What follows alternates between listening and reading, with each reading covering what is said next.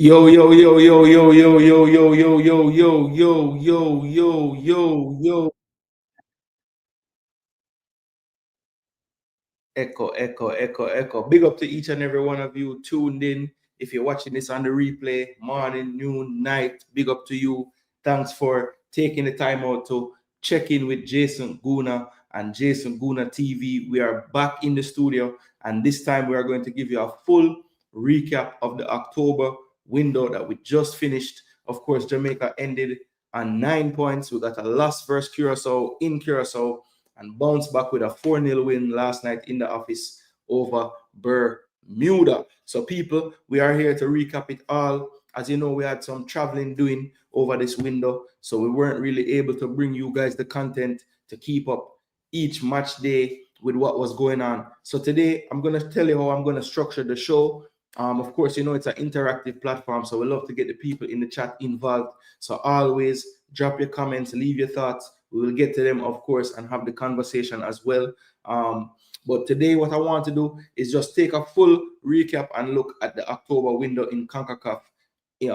Definitely for sure. So I want to start the show looking at the other groups, see where we stand in the other groups. You know, Jamaica does not want to think about the second place option, but it's time to start looking at where these other teams are placed and the points and what's going on in those groups. So we're going to take a quick look at CONCACAF in general, looking at Group A and Group C. Of course, Jamaica is in Group B. And then, of course, we will put our focus back on Group B with Jamaica.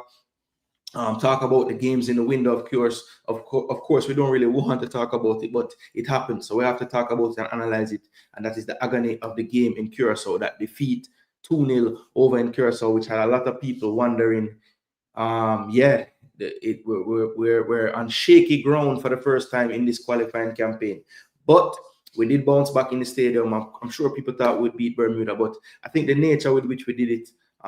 It was 4-0, could have been probably double that if we're being honest. And I think that there was some really, really good football played in spells in that game as well, if we're being honest with ourselves. So we're going to break it all down. At the end of breaking everything down, we're going to do our player ratings for the entire window. So we're going to include both fixtures, players that got minutes, what their ratings would be, and also our ratings for the coach and his staff as well. So that's pretty much the format of the show. Talk about CONCACAF as a whole, just make you guys aware of what's going on in the other groups, and how I see it from my perspective, and giving some early predictions for how I think those groups will end based on the fixtures. And also, we'll move into the two games Jamaica played, Curacao, analyze that game briefly, look at some statistics, give my thoughts as to why we fell short on the day, and then we'll move into the Bermuda game, talk about the positives that came with that game, and also analyze and see, you know, was there any things that we could really improve going into this November window, which for me is going to be probably the most crucial window since November 1997, I would say. So yeah, we're looking forward to the challenge, and we are here to break it all down the proper way. You know, Jason Gooner TV is going to give you the analysis, unbiased, opinionated. You don't have to agree with us or me, but that's fine. But just have the debate in the comment section. I will definitely keep the show rolling that way. All right, 30 of you generals and lovely women in the building from early. Please do smash the like button. The goal on today's video and every live video that we do at a decent hour is 100 likes. So let us get to that target quick and fast. As a matter of fact, let me remind you guys on the screen, like, share, and subscribe just to keep it in your conscience. All right. So let's go ahead and check in with the people in the building while I get prepared with the standings for CONCACAF as we stand. And we talk about the fixtures to come in the November window. All right, so get that going, and let's bless up the people, and let's get this show on the road. Running time of the show, want to keep it to 2 hours if we can.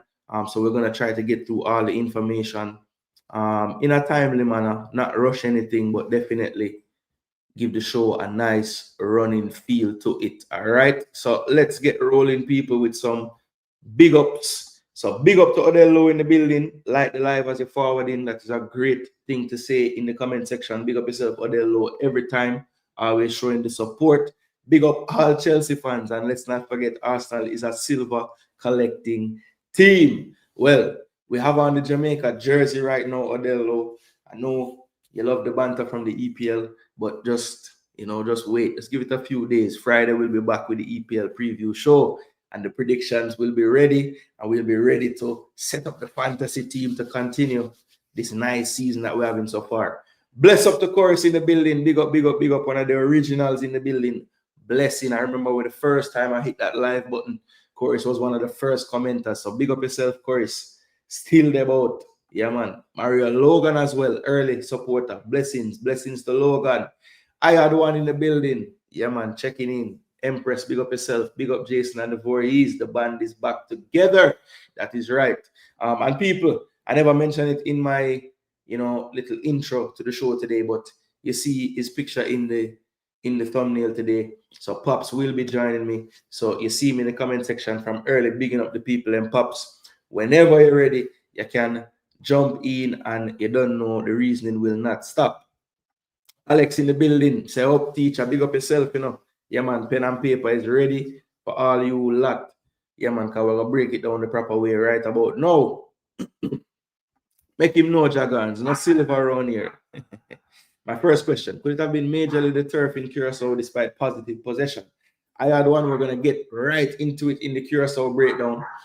So when we start to talk about it, I will feel that question first. All right, big up yourself. As usual, ready to engage, and we love it. Float management, yo, yo, yo, yo, yo, yo, yo, yo, yo. You know the thing set. Trademark. You see how it go. Sometimes things just happen. I just did that the first time we turned on the camera. I say, hey, let's have a little ring to it. Nobody else don't do that. Why might as well? So the yo, yo, yo, yo, yo, it becomes the greeting when people forward in the chat. That's how you build, That's how you build things. That's how you build things.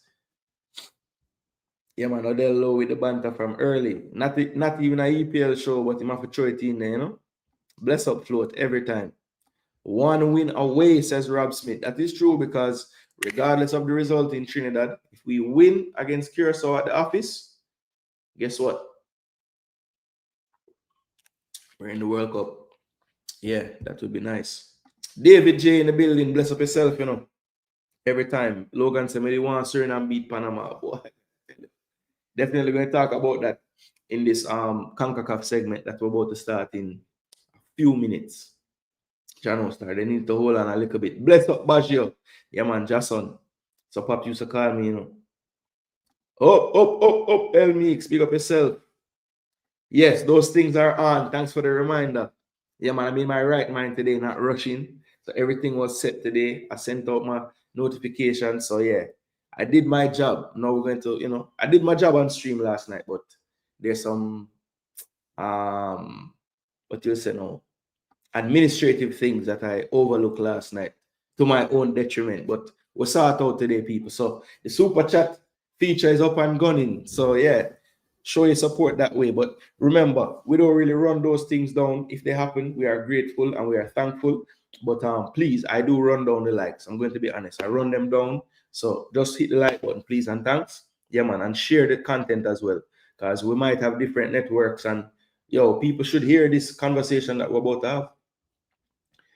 Yeah, man, big up. A lot of hail-ups going on in the building. Hate to disappoint me. Yeah, they had a rough one in that game, boy. They had a rough one in that game. I watched the majority of that game as well, and I mean, even the chances on their end dried up a bit in that game. They weren't as they weren't as prolific going forward at all. Everything was stalling out in the midfield. Bless up, truth. Big up yourself. Hope all is well. Arsenal, wow. Jeremy Lee, big up yourself. Nobody get into the Arsenal argument, bro. Let's stay on track. Big up Brando in the building. Each and every time. Up full. Thanks for the support. Again. Now I hear nothing about no club. Fox Mitchell. Give me a few more days. Mitchell, let me know, Alice. All right. The last thing we're going to ask you about club, though. Which club you support, Mitchell? Because you really know why I hear nothing about club. Big up Mr. Man in the building. Big up Warren Webster. Bless up. Yeah, man, on the job. Them thing I get you 2 jobs, Sometimes when me there work, man, I just find a show on, Some people say, why you always there everywhere? bro, sometimes it does help the time pass. You have it in the background while you do your thing at work, and yeah, it's a nice way to pass the time. We are harsh on ourselves, but we are outperforming all groups. Yeah, I mean, look, but Rob Smith, to be honest, going into it, you know, everyone was saying we were going to outperform the group. So I don't think we're being harsh. I think it was the nature of how we lost the game, and we're going to talk about it. Bless up Issa Allen in the building, Reggae Boyz community in the building. Big up yourself. Yeah, the monikers, I don't know what's going on with YouTube, you know. From yesterday, last night, I see this are going on, and I do it every now and again where everybody show up at whatever, and it's not them actual handle. It's like, I guess, whatever them, I don't know what it is. Maybe that's how them sign up with YouTube. Because I say at Warren Webster and the number them, at Michael Hall and the number them. So, yeah. Respect Demo. Respect Demo. Demo has given me the best analyst on YouTube title. Some people will disagree, but hey, it's all right. Those are the type of things that you don't really discuss yourself. You just let those monikers be bestowed upon you. You know, you can't say you are something. It has to just happen, you know. So give thanks, give thanks, give thanks, give thanks. Big up yourself, Demo, in the building. It could be fatigue. He's playing away in all games. Yeah, it's not ideal. You know, that's something that is looked at when you're looking at a qualification cycle as a coaching staff and you're planning out the points and everything. You know, you would like to lean on that. You would like to lean on that. You know, we have a couple games at home in front of our fans, but they can't lean on that. So it does take its toll. You know, it does take its toll, I would think. Good day to you as well, to Dexter Hope. Hope all is well. Leave our club talking until Friday. True. Okay. Now I overstand Kevin Mitchell why you want to definitely not talk about clubs, but may I leave it alone. May I leave it alone Friday. Forward Friday, Kevin, and we can banter you. Smash the like button up, people. Locks, man. 50 watching that. Yo, no. That's unacceptable. That's unacceptable. Hold on, I forgot to take a time out, you know. Let me refresh the page and make sure I say it's not them not do it like that. 37 likes. All right, look a bit. I could get to the 50 quick and fast. Over 60 of you in the building. We should get to the 50 real quick. Great people can multitask. That is very true. That is very, very true. Big up Trinidad too. That draw gave us better. Yo, Trinidad, my brother them over there and sisters as well. Thank you. Spicer. Yeah, man. Burn them up with the spice. Go back and change the handle. I had to go back and change mine a few weeks ago. I think it's a glitch. Okay. So, Jason, hope we don't go in the next window overconfident. We need to realize the job is not done. So, hope McLaren preached that. Very true. Very true. We can't get ahead of ourselves. You're definitely one of the best, hands down. Your shows don't get miserable. Truth. We try, bro. We try. Agree with Demo. Although sometimes I have to beat you sometime. Maximum respect always, though. Hey, Rob, it's the nature of football analysis, you know.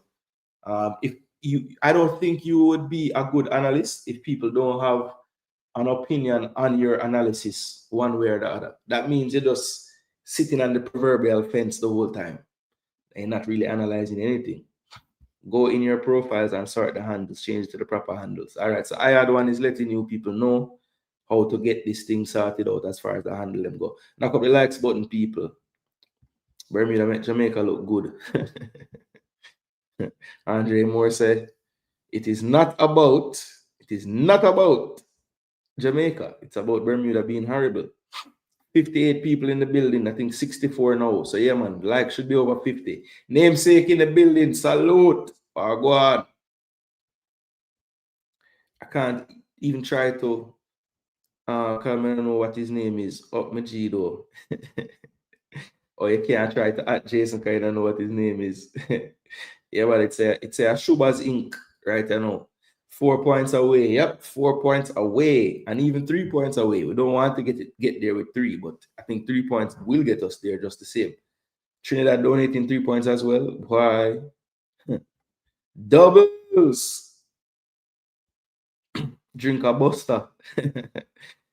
Big up Boontown in the building. The window ended very well. We can do this, Robbie voice. Yeah, man. Up, Bigs G. All right, cool. That's all the hailings. Best of all pre in the building as well. People go and like and share and follow. Yeah, man. And sub. Ball pre TV. Getting into the space now. I disagree. I think Jamaica was very good last night. I guess he's disagreeing with Andre Moore. We can take a draw at Trinidad at home. That would be good for us. Absolutely. So, Jason, we could be celebrating if we took care of business, but Jamaica never do anything easy. We have a fight ahead. Yeah, because remember the scenario we talked about, 6 points, and regardless of the result in the Trinidad Bermuda game, a draw in the Curacao Trinidad game, and us getting 6 points is qualification. And we just could not get that part done. But hey, Jamaica don't like things easy. The best part of the window here and leave with no card. Very true, Andre Moore. I mentioned that as a key for me last night before the game started, that I don't want to see us pick up any stupid yellow cards. If a man have to take a yellow because them get a breakaway and is a tactical foul, I don't love it, but I can live with that. But please no off the ball pushing or say something to the ref or get a yellow card. Nothing foolish. And thankfully, the players kept their discipline the whole game. We can even lose to TNT. Yeah, that's true. That's why I said 3 points or 4 points. It was only the pink team, pink wall team. I will love if Bermuda can find a win in the next window. All help accepted, don't it? Me not bet on it though. Big up Sherman Scott, one done from Clarendon. Long time in a see you, my brother. Big up yourself. Thanks for tuning in. Jamaica did what they did. I had to do against poor opponents. BM, yo. You know the thing set.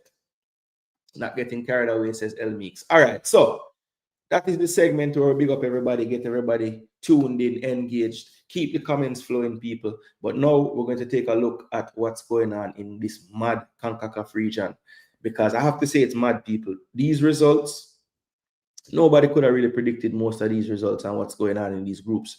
So let me show you guys, to Rob Smith's point, we are really the ones that are performing at the level that the rankings would suggest.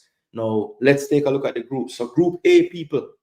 Who that attack the group, people? Suriname. Yes, right now it's just on goal difference.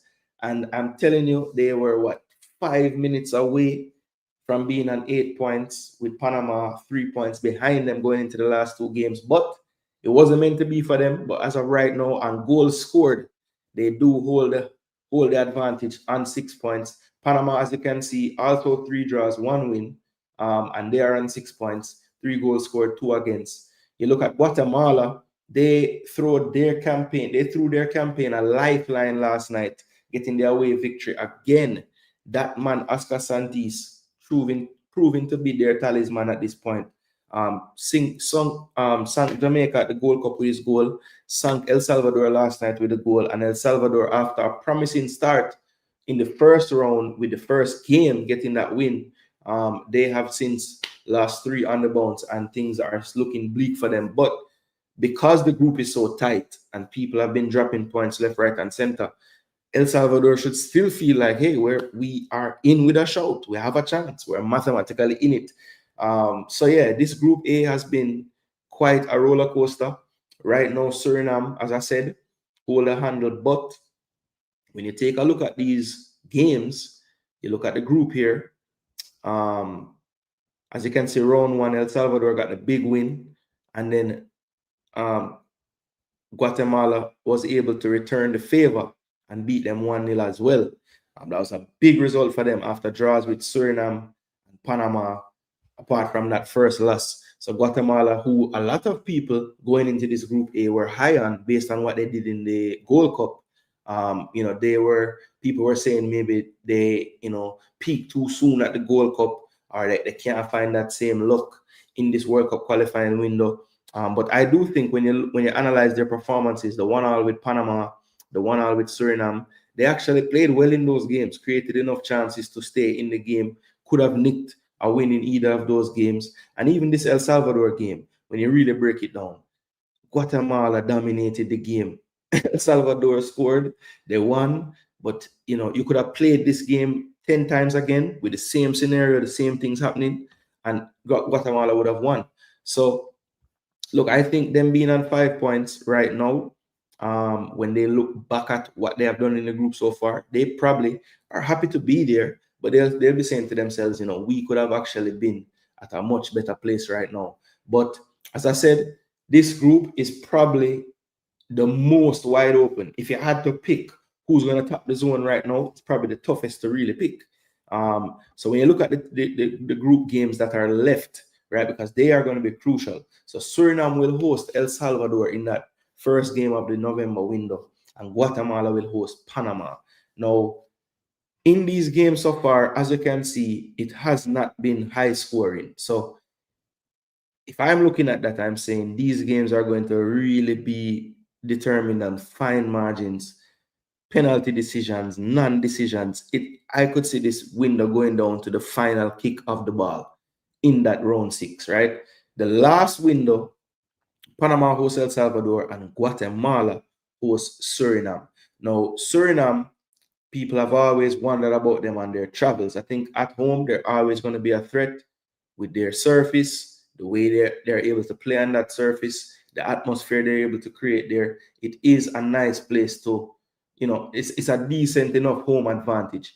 But on their travels, typically in Nations League, in World Cup qualifiers of the past, that's where they've usually slipped up. And this time they have really turned up, turning over El Salvador in El Salvador, and also getting a point in Panama that really and truly could have easily been 3. So I think they will feel confident going into the last game against Guatemala, knowing that they have been to Central America twice in this round, and they have been able to get positive results both times.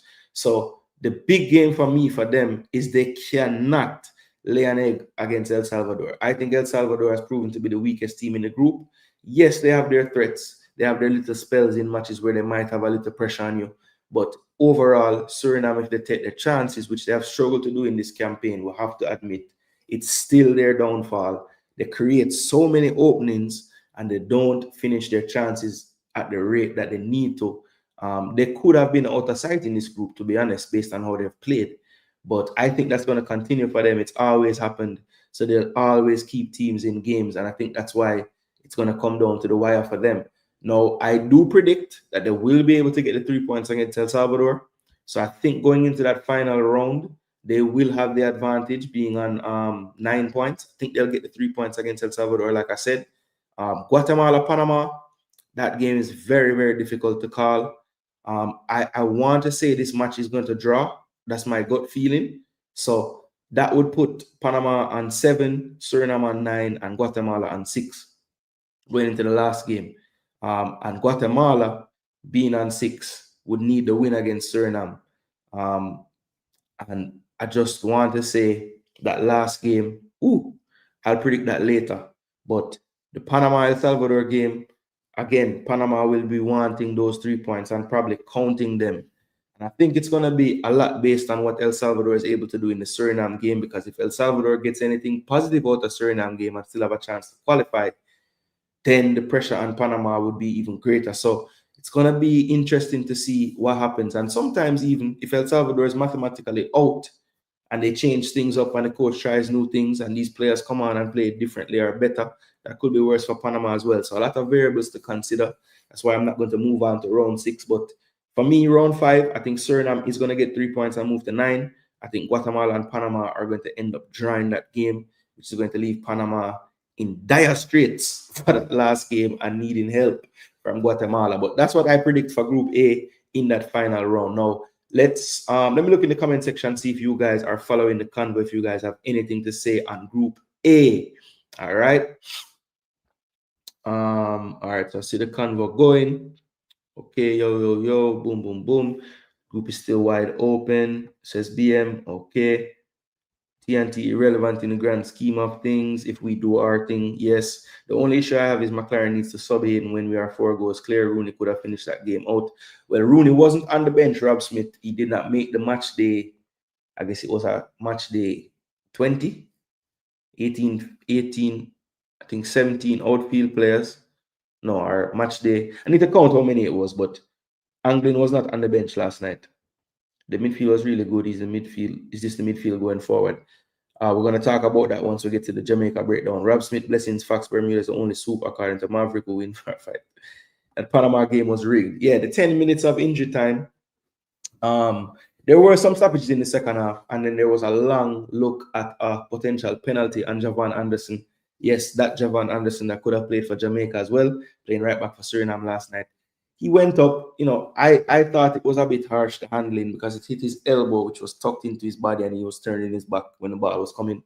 It did hit him basically, I thought, inside the box, but I think it was deemed to not be a handball at all. That's why the penalty wasn't given. And they looked at it for quite a while, but 10 minutes seemed like a bit of a stretch, honestly. Very possible Hayden is the key. I'm confident we can complete the job. Just have to stay focused. We're in control. No, El Salvador now make it. I would have to agree with you, truth. I was just trying to give them a little bit of help, but no, I don't think they're gonna make it. They've lost all their home games. Yes, they have. Their only points have come away, and Guatemala kicking themselves about that game. They missed so many chances that day.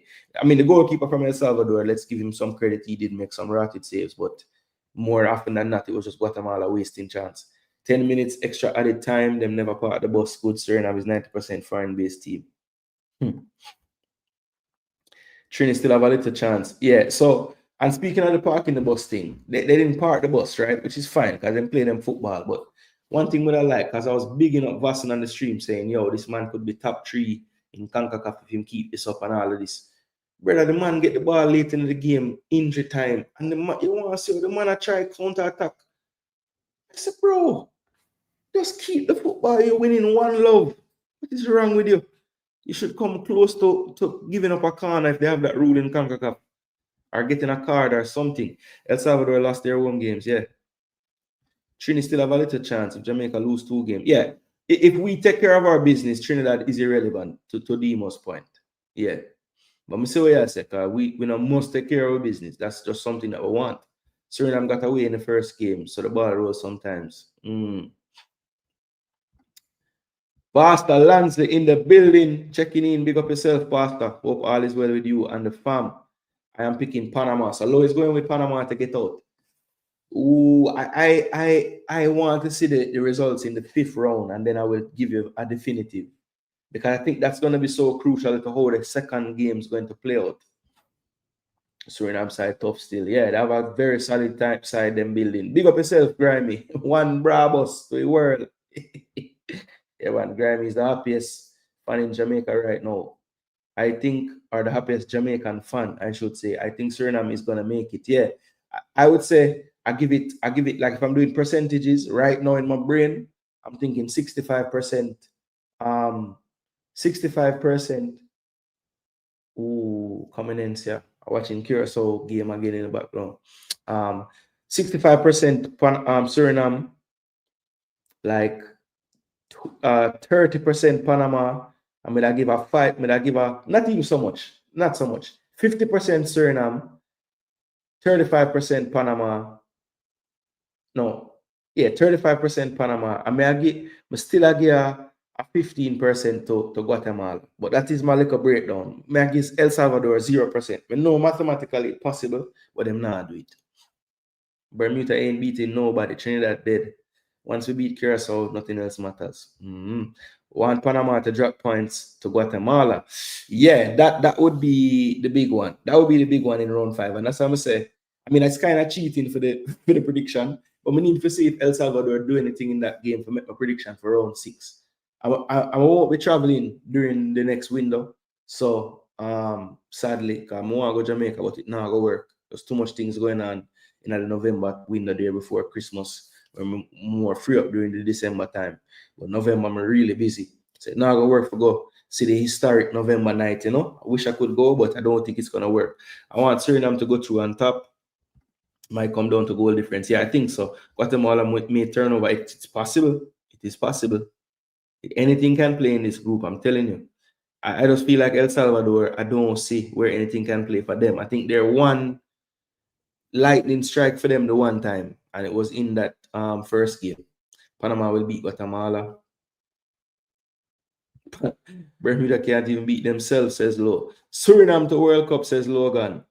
Washan there. Washan base there. Blessings, Jason Gooner says Triple E, big up yourself. No notification. Charger. I don't know what is wrong with this YouTube place, Yeah, man. I have to respect it and I have to hate it sometimes at the same time. Rooney not at this level, says El Meeks. Well, Rooney wasn't on the bench, so it wasn't possible. Coach have to know when to sub Cephas. After a while, him get selfish. Yeah, because the original, the early parts of that game, I was clapping him on my stream, saying, "Yo, you're doing everything that I'm asking you to do. When I say to do something, I see you do it. I can't believe this," and it just never lasts. It all depends on which Reggae Boyz team shows up in November. The team is very inconsistent. That is true, BM. That is true. I think one thing that I've noticed with the team, and I'm going to elaborate on this in a minute when we get to the Jamaica segment of the show.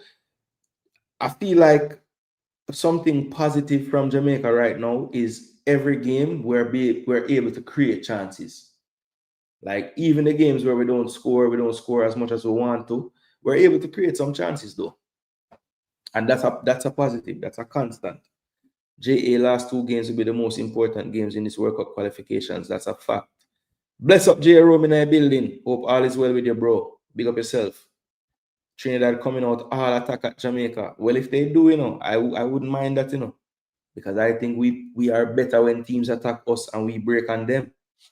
Yeah, man, we have the numbers advantage going the other way. Becca should have put the game away. Oh my gosh, on the back post. Jeez and peas. Anywhere but where him put it. Suriname tapping that group, says Logan. Suriname drop a big catch last night, true. Very surprised how iffy Panama looks. Yeah, Panama in the first half played well. They created chances and everything, but the second half it did dry up. It wasn't until injury time them start create some chance. Big up to Elite Sports in the building, telling you guys to smash the like button. Yeah, man, let them know, man. No, Jason, that is cheating, sir. You can't wait until after the first game. Hey, Jeremy Lee, just cool, man. Just cool, man. I give my predictions for the round 5. That not good enough. I say Suriname go win, and I say Panama and Guatemala go draw. Yeah, man. Because we're going to show before the last round, So don't worry yourself, man. We got get whole heap of chance to be wrong. Guatemala did the same thing in Suriname game. Instead of holding the ball, man, them are 2 shots from outside the box.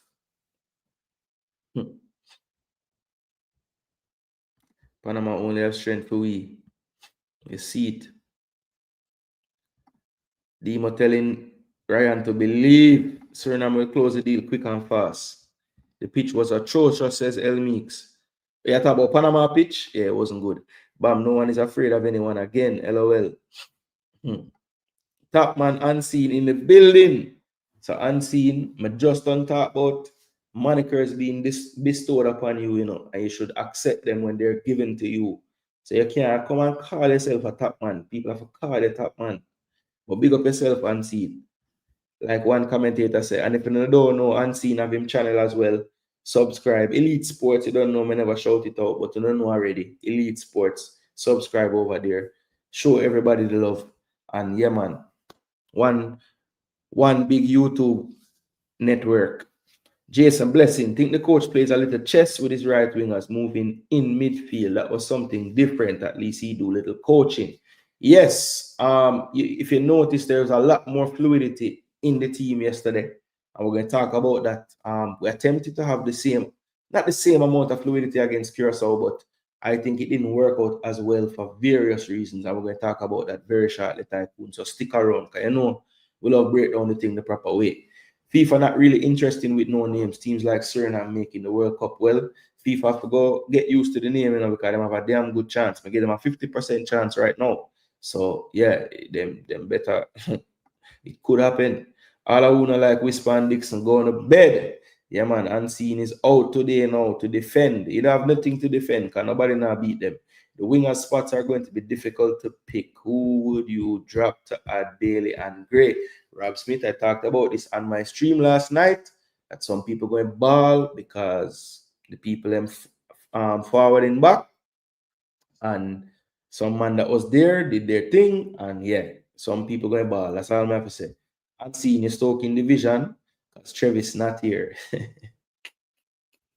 Cephas wanted a goal and didn't care who got upset. Should have been subbed long before. Markland Barrett, big up yourself, I think this is AM Henry. Big up yourself, AM Henry. Panama have reached their ceiling. Costa Rica living on borrowed time. Yeah, those two are the ones that are not doing what they think. I will not predict any results for Jamaica until the squad is revealed. Fair enough, Lansley. I have taken that stance before. And I don't think I'm going to really get too into the predictions for Jamaica, so to speak. But I did want to touch on the other groups a little bit and predict those. But I will not predicting anything about Jamaica today because I actually hold a similar sentiment to you, Pastor, in that regard when it comes to Jamaica because it is such a crucial element of how I feel about the team. All right, so let's move into Group C now because we're gonna skip around and get back to Jamaica's group after this. So Group C, or Group 3, as they have here. I don't know why the man them confused. So Group C, which they have as Group 3, this has Honduras top with 8 points, Costa Rica. People just dissing them, but look at them right there, just 2 points off the lead as Honduras and 6 points after, they're still unbeaten in this phase, but 3 draws, and then they finally got a win last night. They battered Nicaragua, and then Haiti, after a lackluster, after a great result in the first game of the window, putting them top of the group, they fell to Honduras away from home in a big defeat. So they are on third position, 5 points, still definitely in with a shout. And Nicaragua, the cellar dwellers, just 1 point from their troubles after getting a draw in the first game.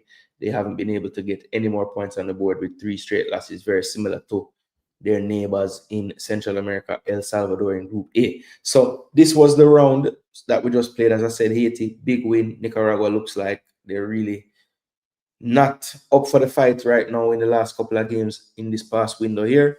And they lost both games by 3 goals, losing 3-0 to Haiti and then losing 4-1 to Costa Rica.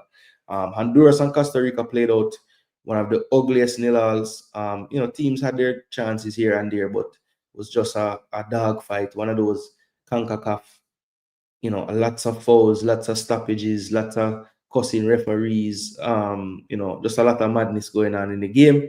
That one played out to a draw, which honestly was a good result for both teams. And then in round 4, Honduras and Costa Rica got their get back, getting wins in that phase. But Honduras, right now, setting the pace with 8 points.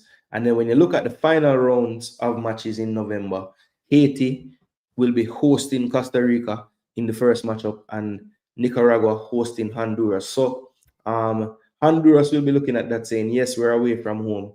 With this advantage we have on the table, it's going to be interesting because Honduras is a team that is very, very happy to just sit back and play football. They'll just take a result, take a draw, take a 0-0. They have no qualms about doing that. It's going to be interesting to see, do they go in and say, listen, let's get these 3 points from a team that's struggling, or do they play to their true form, which is let's just keep compact, keep our shape. If opportunities present themselves, yes, we're going to take them. But with Nicaragua, really and truly, for all intents and purposes, probably out of the competition. 2 wins would put them to 7 points, which means that the best they could finish is second. And with how the other groups are looking, I don't know if 7 points is going to be good enough. And even looking at this group, I don't think 7 points is going to be good enough to get second place even. So Nicaragua could forward with a whole new team. And, sometimes, as I said earlier, those whole new teams have nothing to lose. Them just go out and play their football and maybe pose a different threat to Honduras. You never know. But I think right now, the coach, very, very established, very experienced. I think Honduras knows the task ahead of them. So I think they will be very professional in their approach in Nicaragua. And like I said, they could easily just say, listen, let's take the point. We'll have the final game. We'll go to Costa Rica. We've been there before. It's always a dogfight with them there. And it's always a close game. So they won't feel like they need to get it all done in the first day. But I know looking at the matchup they have second, they'll say to themselves, listen, this is really where we want to get 3 points in this window. And if they can get to 11 points with a tough Haiti team looking to play Costa Rica, it's all about which Haiti turns up, right? Because the Haiti from earlier in the rounds, good performance against Honduras, probably should have won the game on the balance of chances. right? And then Costa Rica looking like they were dead to rights. And then second half come out and bang in 3 goals. You just don't know what you're going to get. Then a very workmanlike performance in Nicaragua to get the 3-0. And then they follow that up with a poor performance in Honduras. So, Haiti is really Jekyll and Hyde, and you don't know which one you're going to get. So, because of that, I think Costa Rica is a team that always trend upwards towards the end of any cycle. You look at their history in World Cup qualifiers in CONCACAF, they always start out slow, and then you look up and you say, damn, going into the last window, if Costa Rica win, they're in. And I could see that being the same scenario because Costa Rica, I think, at this crunch part of the window, the firepower that they possess up front right now with the likes of Ugalde, Martinez, Alcocer, Vargas, they're looking like very formidable in their attack right now. And Haiti, very susceptible. Defending is their issue, people. Big issues in the back line. For me, haven't quite found that balance yet in all their recruitment and everybody that they have found. Yes, they've added Bellegarde, they've added Casimir to add some punch up front, but I think really where they needed the punch was around the back. So if they can get another player or a few more players over the line around the back, maybe that can help. But it might be too little, too late. And I just feel like Costa Rica just know how to navigate these final rounds of these qualifiers, especially towards the end. So Costa Rica, I wouldn't be shocked if they actually take all 3 points, and I wouldn't be shocked if Honduras take all 3 points, and it's going to be a winner take all in that second game. I think Costa Rica obviously will be disadvantaged because they have to win. Honduras is a team that you don't want to face when they can just bunker down and play defense because they are very dogged in their approach, and it could be tough for them. But Haiti, I'm pulling for you guys, but I favor Costa Rica due to the history that they have. I think it's overblown that they're over the hill and done. I think they have a nice balance right now, actually. The likes of Navas and Calvo and Waston around the back.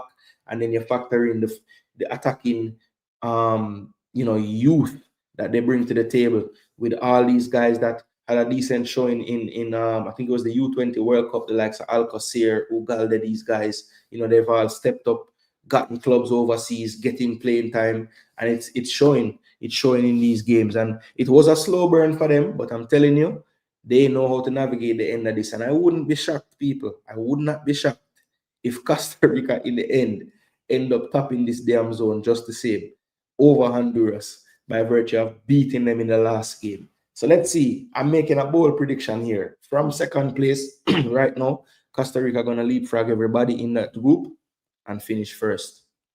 Yep. 2 W's to end the zone, to put them on 12 points, and that will be top. I do think Honduras will be in a good position though to get that secondary, one of the top 2 second place finishers. I think they'll be in a very good spot for that. All right, so that's kind of my rundown of the CONCACAF so far. Let's just take a quick look at no, we're not going to look at this yet. So that's just a look at CONCACAF as a whole, the groups outside of Jamaica. Now let's put our focus squarely on our group and Jamaica itself. But first, let's break it down by match. So I'm going to pull up the Curacao Jamaica game. Yes, this is the part of the show where we have to get real and have a little bit of hard talk, because it was not all a bed of roses in this window, as most of you Jamaica fans know. So we have to analyze just as much the shortfalls as we do the great successes, right? That's a part of being honest about the situation. So let me just adjust this for a second here. Cephas wanted a goal. Okay, we saw that. Bobby's intelligence is key to that fluidity. Yes, he was playing in the first game though, and it wasn't quite working as well. So I think there's another player. Well, I think the other 2 players that were suspended definitely lend itself to that fluidity working a lot better. I don't want to see Russell on that flight to USA or Canada or Mexico, says Odell Lowe. Jamaica topped the group without playing Bailey and Gray. Yes, that is true. I think the right wing is Cephas and Gray spot. Left wing Whisper, Dixon, Campbell. I think you have that flipped to activity, but I know what you mean. No, I think the squad is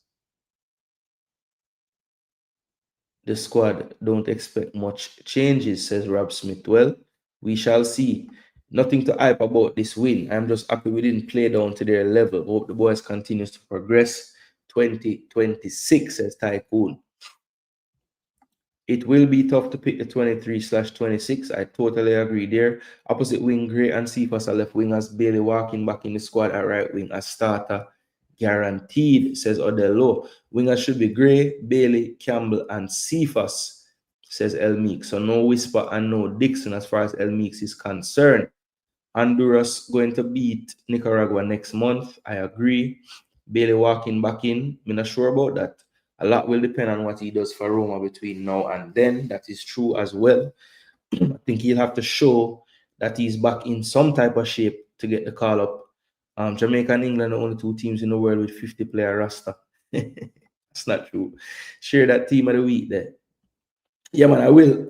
I will. I'm gonna show you the round 3 and round 4 team of the week before the show done.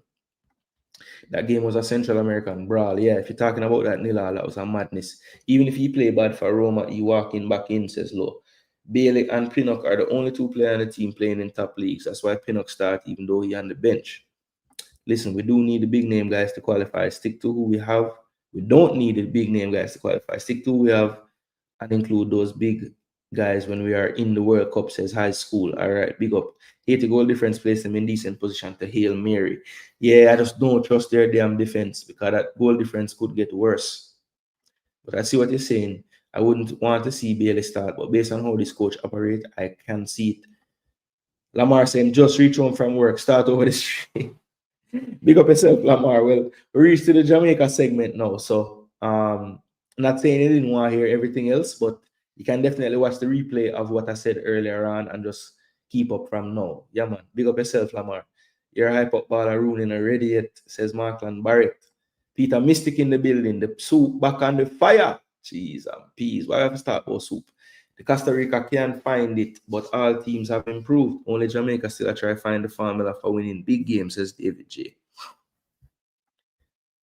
Can you imagine a player qualified the team and got injured a week before selection to the World Cup? That would be tough. It's happened before though. Come on, Haiti. Second place is there, my brother. Someone will get injured in the last friendly before World Cup and them thing there, man. I think you end up dropping one of the strikers, Borrell, one of the CB, Low, Holgate, Latti. This is just based on who got game time. Okay. So to make room for Bailey, you don't necessarily drop a winger. You just drop a person from somewhere else. Well, yeah, I could see the striker thing maybe. And I know Dimi is looked at as a center attacking midfielder in the coach eyes as well. So maybe that's something to think about. But I think the hard decision going to have to be made. One of these wingers we've been picking just going to have to drop. Shamar, if Bailey comes back and he's ready, Shamar Bowser Nicholson is more of an asset than Leon Bailey, even though Shamar is not clinical. I think if we get the best out of Bailey, he would be an asset, but getting the best out of him is the trick,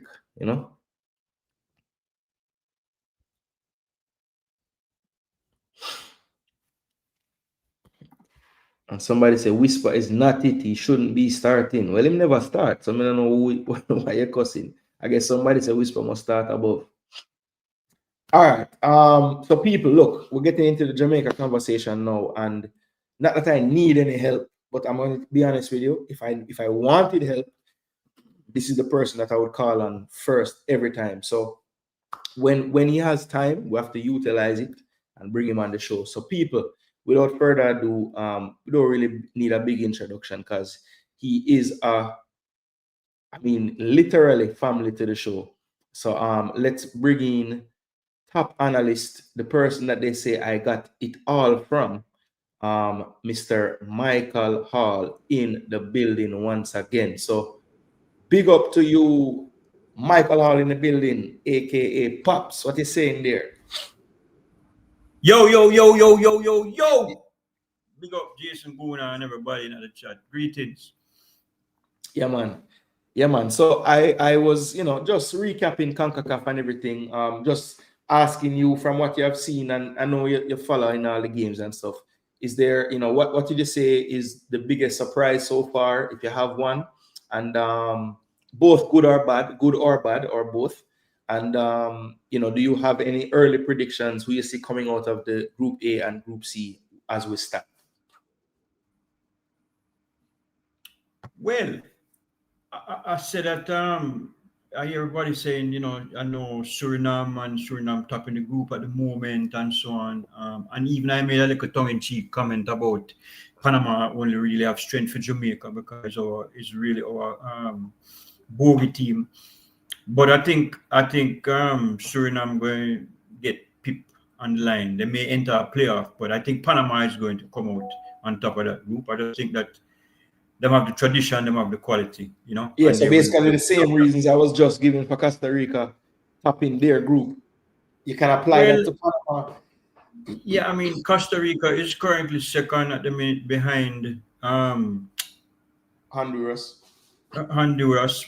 I mean, look, as long as what him name still not play for Costa Rica and they have moved past like Brian Ruiz and them Monday, and Flores and them Monday. Them Monday play from about 98. But yeah, I think that again, it's traditions, it's quality, it's their players and so on. I think Panama and Costa Rica will end up topping groups A and C respectively. So perhaps the big surprise at the moment is that Suriname sits atop the group that they sit on top of. But again, they have an advantage whenever they play at home. It's a sort of it's not an easy place for teams to go to and get a result. So not totally unexpected. Yes, they are a small name team, but as I think I said on our show a couple months ago, there's no such thing as an easy World Cup qualification game, unless you happen to find yourself in a group with a team like a Bermuda, or if you're in Europe with a team like, Malta or Andorra or one of those teams. You know what I mean? So all these games are tough. I mean, nobody would have expected, for example, and I'm straying a little bit and gone to another confederation, but I mean, Sweden and how they're performing in the World Cup qualification at the moment, with Gyökeres and the other players that they have and Isak and so on. I mean, they got beat by Kosovo yesterday. You know what I mean? They got dusted out by I want to say somebody. They have lost twice to them, home and away. Right. And so it just proves the point that there is no easy World Cup qualification game. Everybody that is in this competition to get to the World Cup wants to get to the World Cup.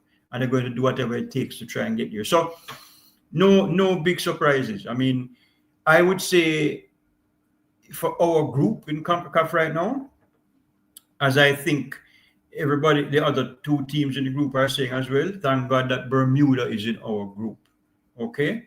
I think that our results and our position is, and I don't want to throw no cold water. We're atop the group and we're in a good position to qualify for our second ever World Cup.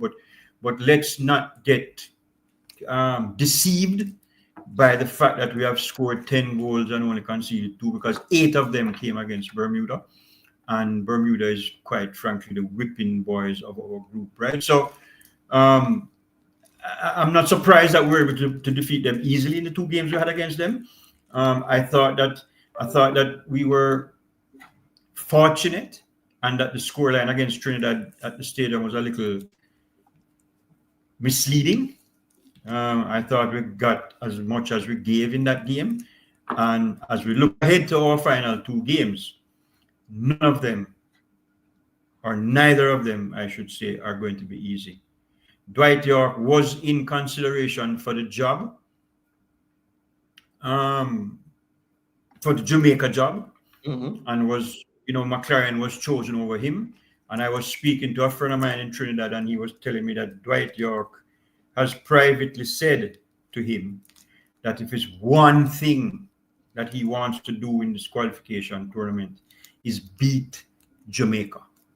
Okay? And he's pointing towards that. And I would put it to everybody that as the tournament, as the qualifications group has progressed, Trinidad is playing better and better with each game. That's how I see it. I think that they are improving. They're on an improvement curve. And we better not rump when we go to Trinidad on November 13th, because it's going to be a dog fight. Agreed with a lot of what you just said. And actually, with you bringing up that we need to kind of be measured in how we speak about where we are, I think it's a perfect segue to discussing the one blip on the campaign so far in terms of result, and that is the trip to Curacao where we fell 2-0. So, look, we watched the game. I've watched it twice now, and what I want to do before we even dive into the conversation too heavy about that game is just remind people of what we saw in terms of the raw data. So I have pulled up on the screen here now the SOFA score stats from the game against Curacao. Of course, the scoreline being 2-0, goals in the first half from Comenencia, and in the second half that basically what proved to be the knockout blow from Kenji Ore off the bench to make it 2-0. But let's just look at the data and then we'll have a discussion around the game itself, some key points that we saw from the game. But stats-wise, one of the things that the coach was very quick to mention was that we had 58% possession. But I think context matters a lot when we talk about football. So what I want to point out is the first half, we were outpossessed. And typically in the first half, when the game is taking the shape of what it's going to be, I think that's a much better marker as to which team was really the team that had the better possession. Now, when the game kind of changed its tune and a lot of this possession, I wish it had breakdown from first half of the second half, the second half of the second half. But I can assure you that the 69% is heavily inflated once Kenji Ore gets that second goal and they fall into a certain shape on the pitch. So I think if I was in the press conference, I would have maybe challenged that point that he was making, because I would have said, look, a lot of that possession came when Curacao had done the job. So let's not harp on the possession. But anyway, I don't want to belabor that point, but I just want to point it out, right? We had one big chance to their 0. For the life of me, I've watched the game twice, Dad. I don't know how SOFA score only gave us one big chance, because I counted about 3 in what I would deem a big chance, but we're not going to touch that either. That's just an observation. We had 18 total shots to their 7. So definitely territorially, but again, just to look at the breakdown from half to half, dead even in the first half, and the big gap happens once the game has taken its shape and the narrative has been kind of written already, right? So again, reasons to kind of not take the stats so, don't just take them as raw data, really break them down and contextualize them for it to make sense. 6 saves for their keeper to 2 for Blake. We had 4 corners to their none. You see the passing, we have attempted about 100 more passes, basically. Tackles pretty even, free kicks. We did pick up a yellow card in this game. I want to say, was it Dexter that got the yellow?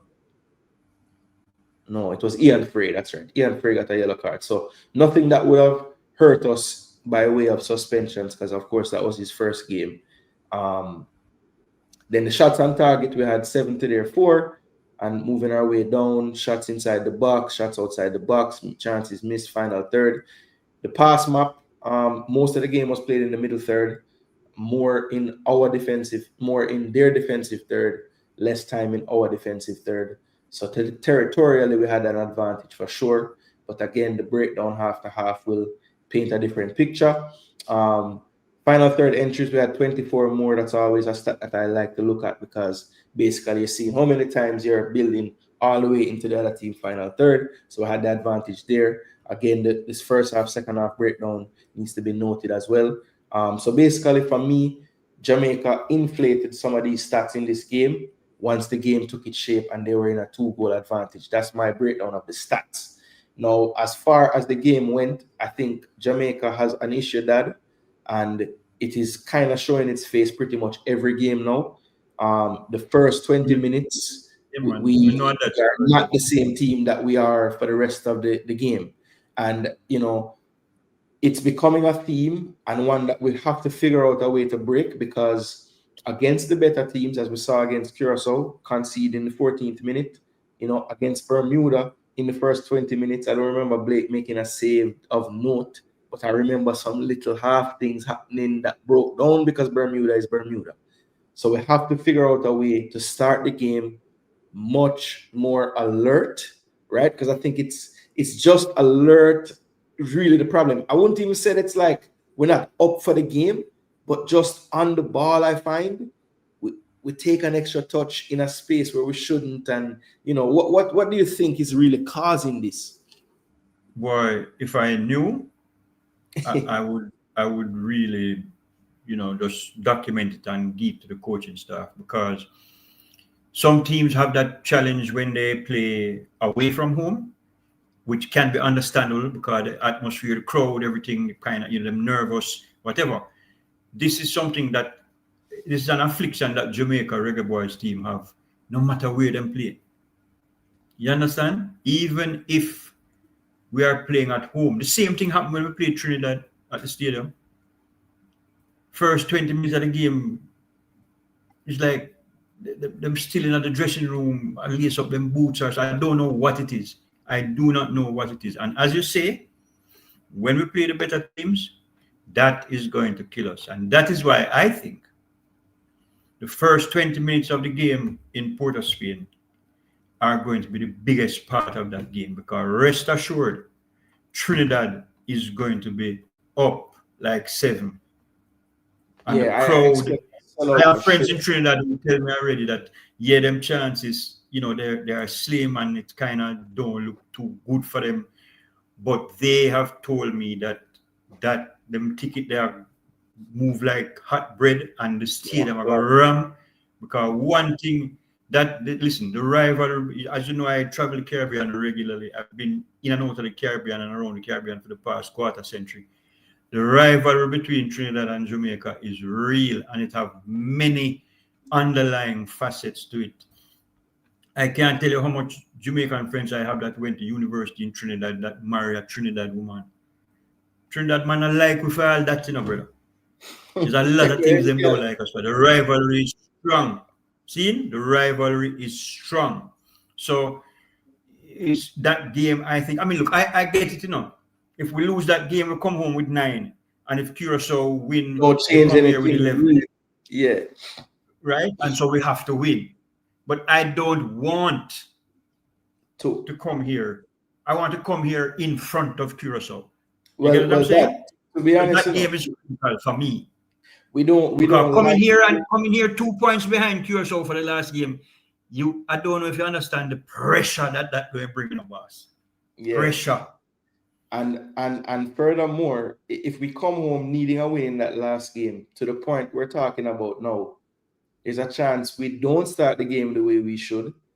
And God forbid we go down first in that game with a full packed house, worrying and fretting, and it could cause some issues. So I agree with you that even though mathematically we don't have to beat Trinidad, or even if we lose, we can still go to the World Cup.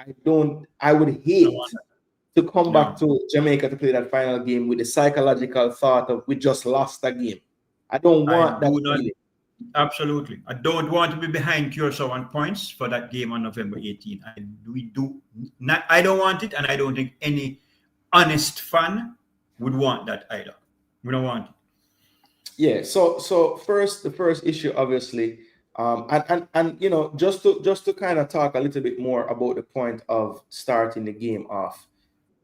Just get your thoughts when you saw the starting lineup for the Curacao game. What was your initial thoughts when you saw the lineup for the game? My initial thoughts were, I did not like the fact that we had no real hard-working ball winner in front of a back four. I didn't like that at all, especially in an away game where we wanted to keep our position as it was solidified. Okay? And if we were saying that but Ian Frey was supposed to be that person, the way the game unfolded, he was not the midfielder closest to the back four. It was Bobby Reid. And that to me was a waste of time, wasting whatever Bobby Reid gives you as a midfielder, which is more creativity than ball winning and tackling. Mm-hmm.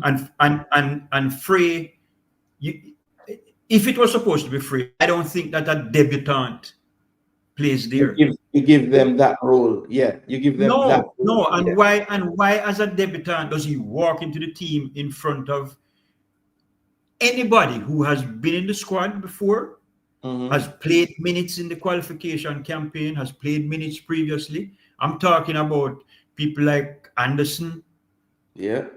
Anglin, somebody who that is their role. They're there to win. Yeah, because Russell is not it, right? There's something about Russell that don't impress me. I think Russell's body language suggests that him in his mind he plays in England, so he's better than everybody else that's playing here for Jamaica, and all he have to do is turn up, and that is wrong. I'm not totally enamored of Russell. Certainly not as a hard-working midfielder. I don't see it in him. Yeah, look, So think the starting lineup, sorry, so just to finish, the starting lineup for that game seemed wrong to me. And the way that they were set up seemed wrong to me. Yeah, so when I initially saw the names, I was trying to work out how it was going to work, and my initial thought was, okay, I know that we have tried to play Russell a bit deeper in the midfield and realized that maybe that's not the best role for him. We want to maybe limit the amount of ground that you want John Russell to cover. So it seems like when he's played lately, they try to put him in the most advanced position. At least when he plays there, that's when he plays his best. So when I saw the three, I pretty much assumed it was going to be similar to a Bobby Reid, Ian Frey type of combination, but I always expected Reid to be the one with more freedom. And the way it was playing out, it was almost as if the staff had worked out that they really wanted Bobby Reid to be the one collecting the ball from the back line when we were building. And what ended up happening was, in the run of play, it was almost as if Ian Frey could never get back to that holding area. He always was kind of in between. So at times when we were pressing, Frey was pretty obviously further forward than Reid. And I couldn't work out for the life of me why you would do that. If you started Frey, I would think it was because you thought in that CDM role, he would fill the role best since Isaac Hayden wasn't available, right? And to then give him the role and then not give him the role as you would give it to Hayden, to me was a mistake. Literally, you have a blueprint for how you want that player to play. You show him footage of how Hayden plays the role, and you say, Ian Frey, be Ian Frey, but do it how you've seen Hayden carrying out the functions of this player. And I thought they in a way, they gave Frey too much responsibility, because they gave him the freedom, excuse me, to join in when we attacked, and then expected him to be the one to come and be shielding the back line at the same time. Because Bobby Reid, when he's with someone else deeper in midfield, is okay, as we saw last night with Hayden. But Bobby Reid really wants to go and get involved, which is what I saw Frey doing more. And for the life of me, I don't understand how they could work that out. But that is Bobby Reid's natural instinct, right? So you can't blame him. And again, I would suggest to you that, I'm assuming that the coaching thing and the squad selection and positioning of players and so on is not a one-man show. But it suggests to me then that as a collective, the coaching staff, I don't know how them can't see that, is the point that I'm making. I just don't know how they can't see that. I saw a comment where when I said, people like Anderson and Anglin, and I think somebody made a comment that I can't see it now because the comments move. But somebody, I think it was Africans FC that said, because them man, they're not good enough to play. But for me, if them good enough in the squad, them supposed to can contribute if called upon. And it's horses for courses, right? You can't fit a square peg into a round hole. That's those two players' mentality. That's how they play. That's the role that they're asked to play whenever they play football generally. So you must put them there. I mean, I don't really, I accept that football is, the game is fluid and you have to adjust and so on and so forth. And, you might say, we're going to start, this is the lineup and this is the formation, and it changes. But I think that if we are faced with a game like a game away against Curacao, which is hostile, which is playing on a surface that our players are not familiar with playing on. All of those things should factor in, should allow you to be able to change what your custom formation is. Maybe you stay with the back four, but you have two in front. I don't know what you call that in car, them thing that too technical for me, but what you call that? A double pivot. Mm-hmm. Yeah. And then three and then one man up top. I mean, Kadamatiri was pretty much alone up top anyway, right? But we needed a little bit more steel in that middle third of the field, and I think we paid the price for it. Yeah, and I think in a game away from home, what it kind of showed me is, I don't think that, at least with this composition of the midfield, that Jonathan Russell can be a third midfielder, right? He just doesn't get around the pitch enough. I think he's a player that when you're playing at home, you have more of the ball. You have more opportunities to get numbers into the attack, so he can be that second man joining in. Yes, I think he has a use, but I feel like, as you say, horses for courses. This to me was not the course for him. I just and to your point of if a guy is in the squad, the coach needs to feel like he can play him. And this with the absence of Hayden and Palmer, what this starting lineup showed me is that the coach is still picking some of those midfielders and doesn't really, I won't say he doesn't want to pick them, but clearly he does not believe that they have a bigger role than just a really limited one in the team.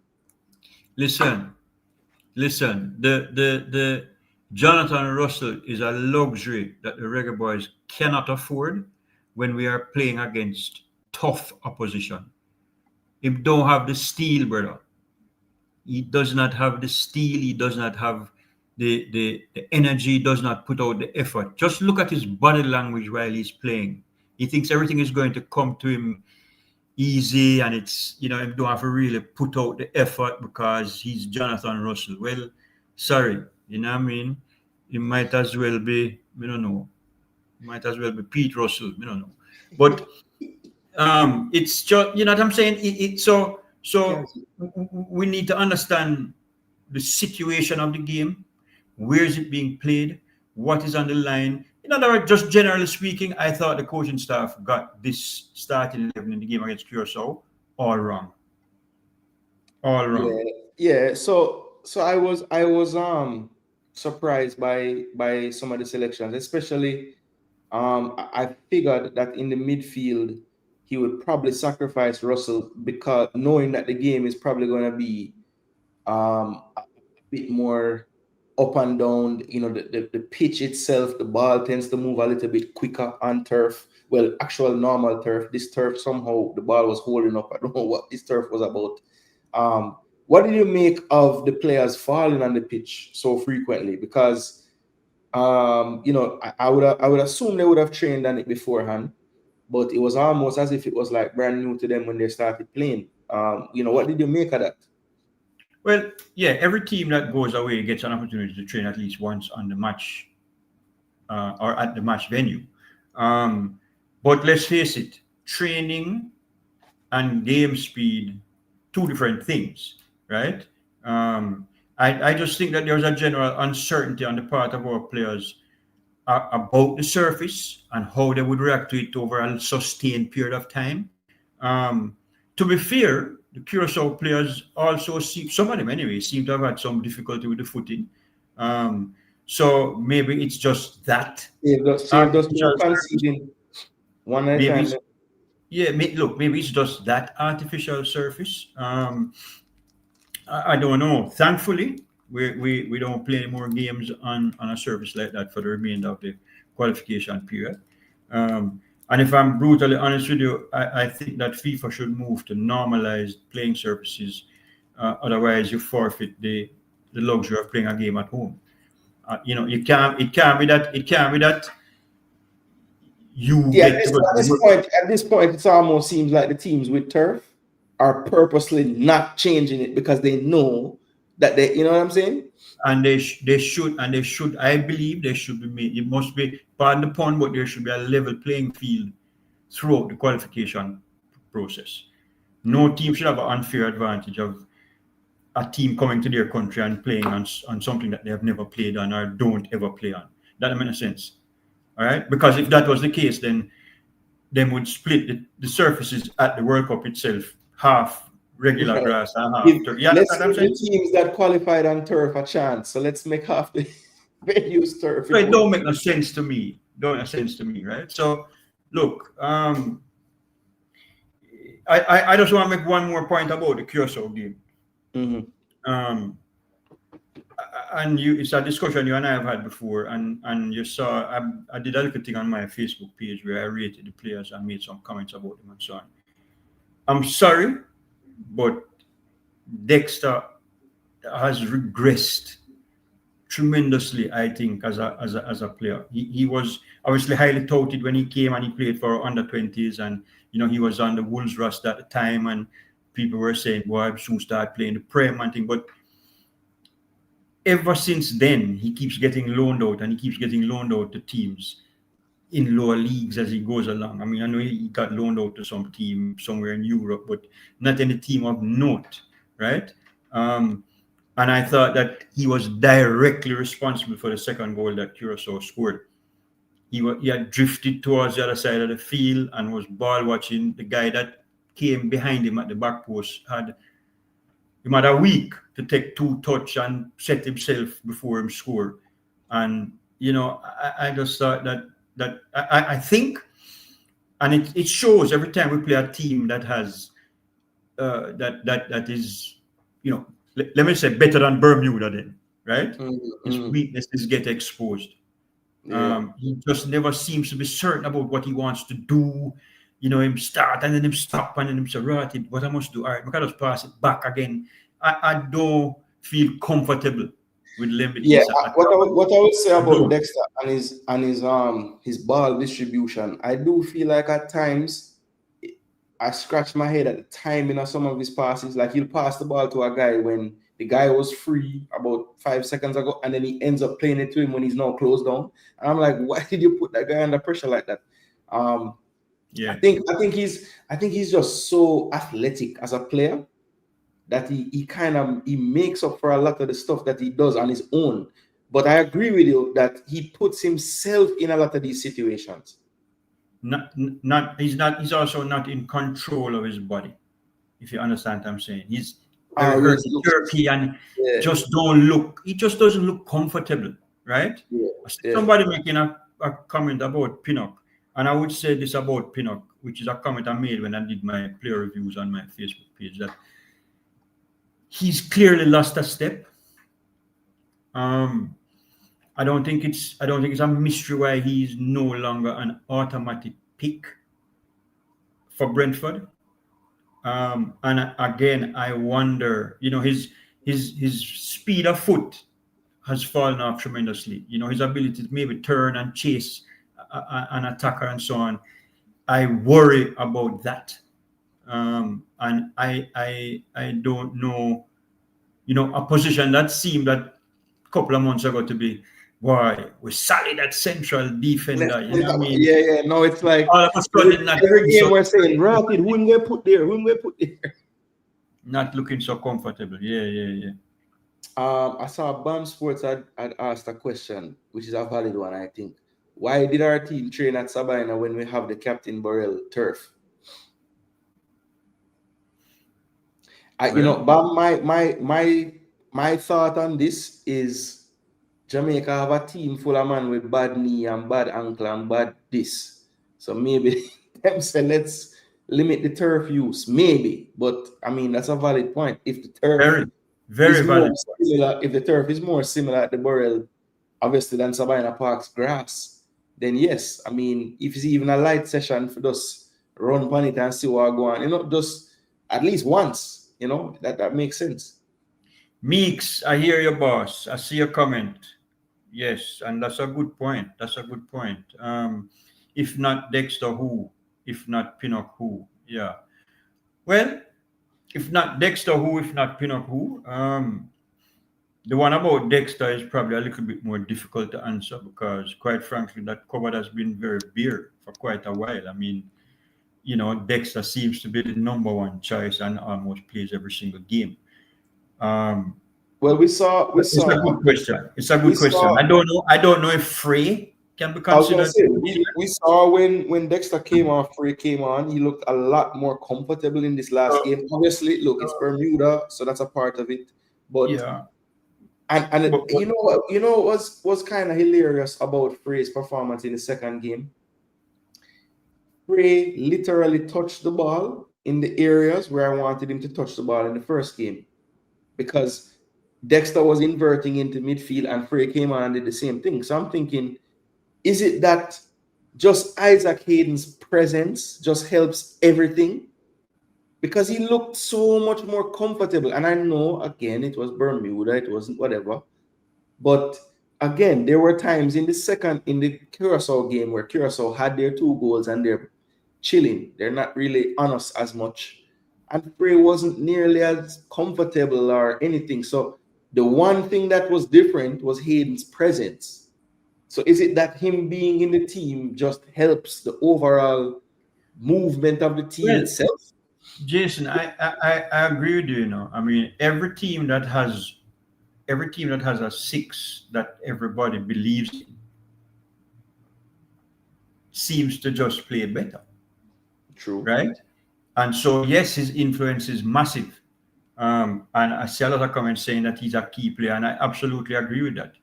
The fact that he wasn't available in Curacao, I think, was a very clear indication of his value to the team.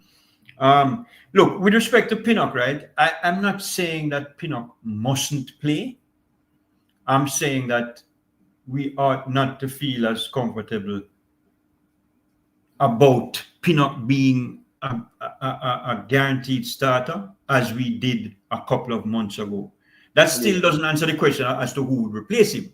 But I'm just saying, all I was saying, the point I was making is that he is not the same player that he was, and we have to start wrapping our heads around the possibility of him not getting back to where he was in time for the World Cup.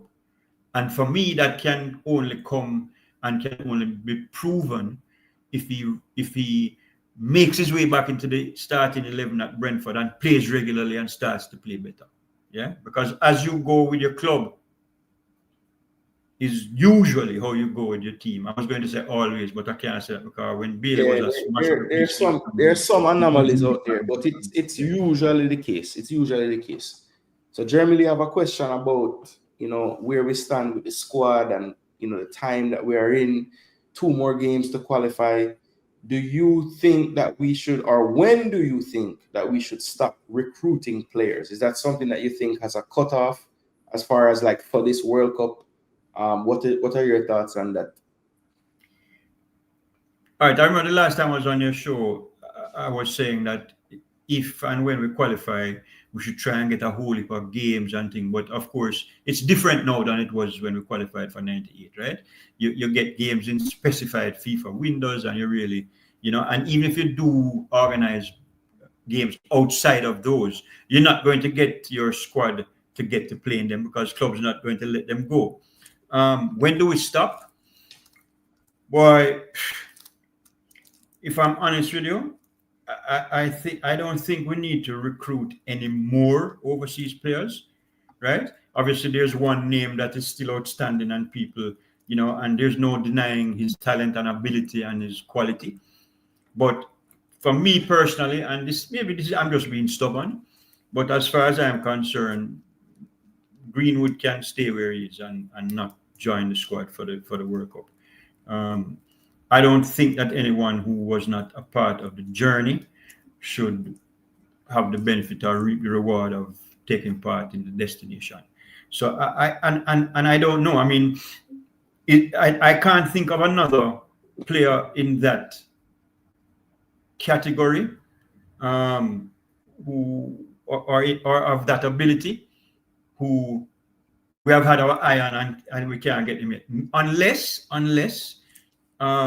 it's the two. There are 2 fullbacks. One is Henry. Yeah, Rico Henry and one is Mitchell. Max Aarons and Tyreek Mitchell. Right. So because again, I feel like though that position has been a problem for us on both That was sides of the gonna field. be. So I heard. Right. I was gonna hear your answer, but my first point to what you said was gonna be. I don't think we should be making any blanket statements when it comes down to recruitment. That's the first thing.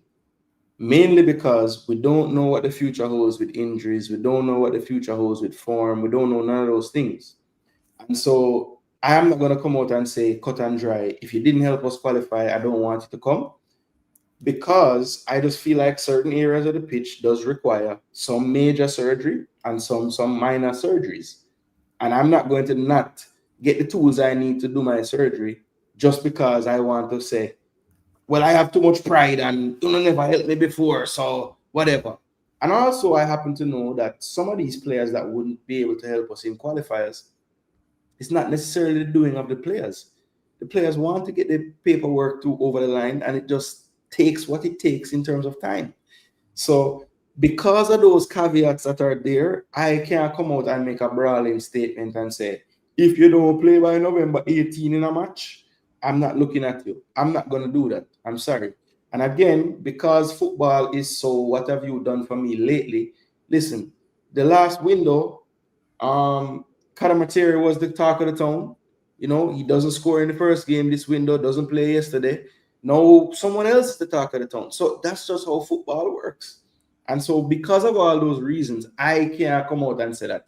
I think, you know, having principle and thinking of it that way, then I understand why you would make a statement like that. But I feel like I am not going to make that statement. Let's just say that. Yeah. Look. And I see one of one of the gentlemen in the chat. I think it's Tycoon. Him say this way I'm leaving the show because I'm disagree with me. Nah, man, not leave the show because I disagree. You know, nah, man, continue to watch and continue to contribute. I mean, that is just my personal opinion, and that is and for me, if he's a player that already has his papers, which we have been told, then I can't see why he would not have wanted to be a part of the journey. But look, again, as I said, that's just me. I think that for my money, I think we are still looking for a number 9. Okay, I'm not sure that I mean, I know Shamar Nicholson is. So is Coach McLaren based on his utterances. Yeah. Okay. So for me, one man who is in the squad right now as a forward, he should. We should not bother to bring him back because he's a playing fair where we are waste. And the guy I want to replace him is a playing fair as well, but he's a Jamaican, and I think Trevante Stewart should be in our squad as a potential number 9. Right? I think he's a player that has improved leaps and bounds. Agreed. And I don't think Roman Burrell is good enough to. Yeah, you have said that even when you were the big minority, even Unity Cup, all those games when people were high on him, you always were telling me like you don't really see it with the player, you know. But yeah, Sorry. and that's why football is what it is, you know. It's opinion based. Tycoon, you know, sad. You shouldn't be like that, you know. Say your point, you know what I mean. Say your point, counterpoint to the point, you know. I would look.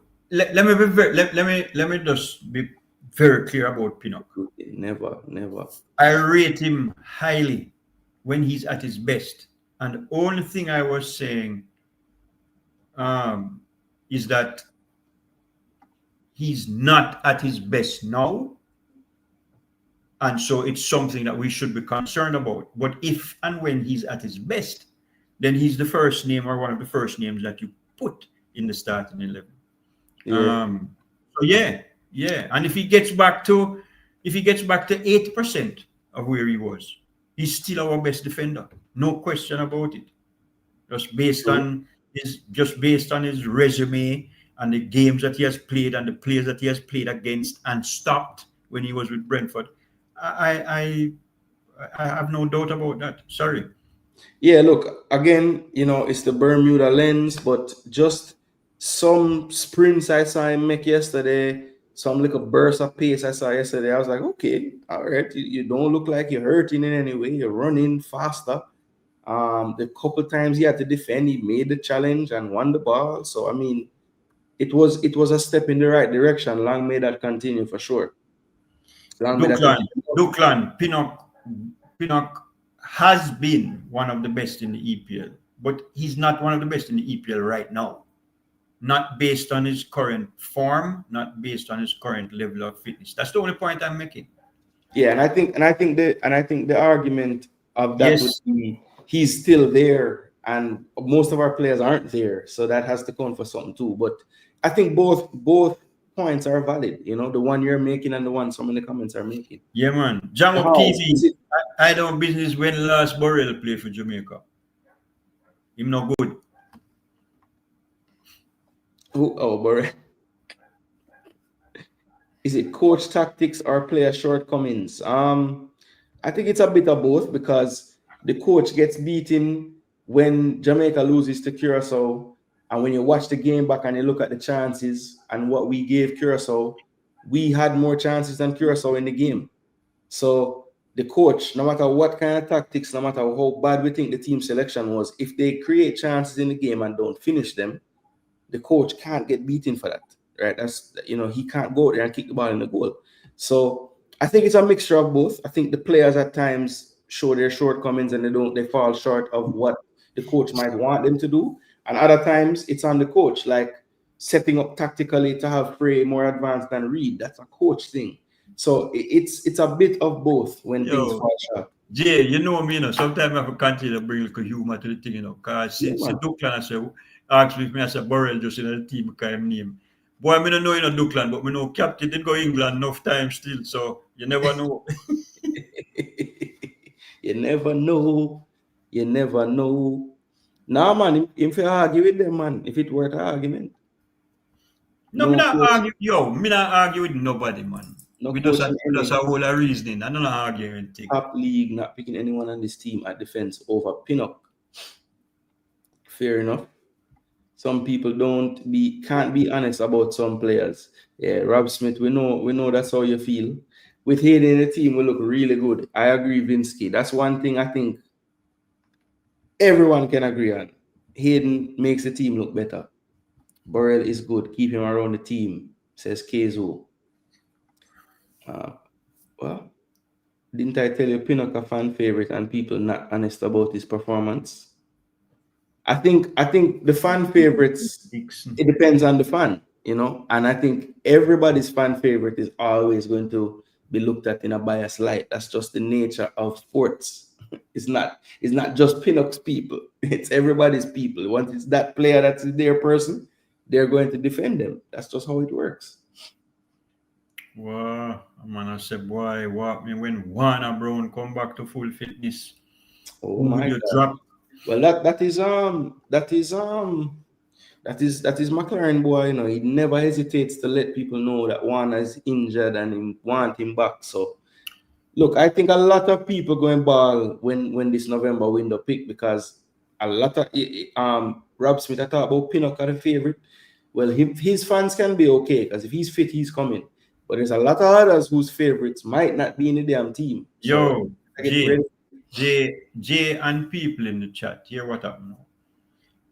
We have so many forwards that have been in and around our team and have made contributions intermittently, some more regularly than others, that we could probably put 11 forwards in a team and have 5 substitute forwards as well. You know, there's that many that people could make arguments for, and that is where the challenge is going to come if and when we qualify for the World Cup.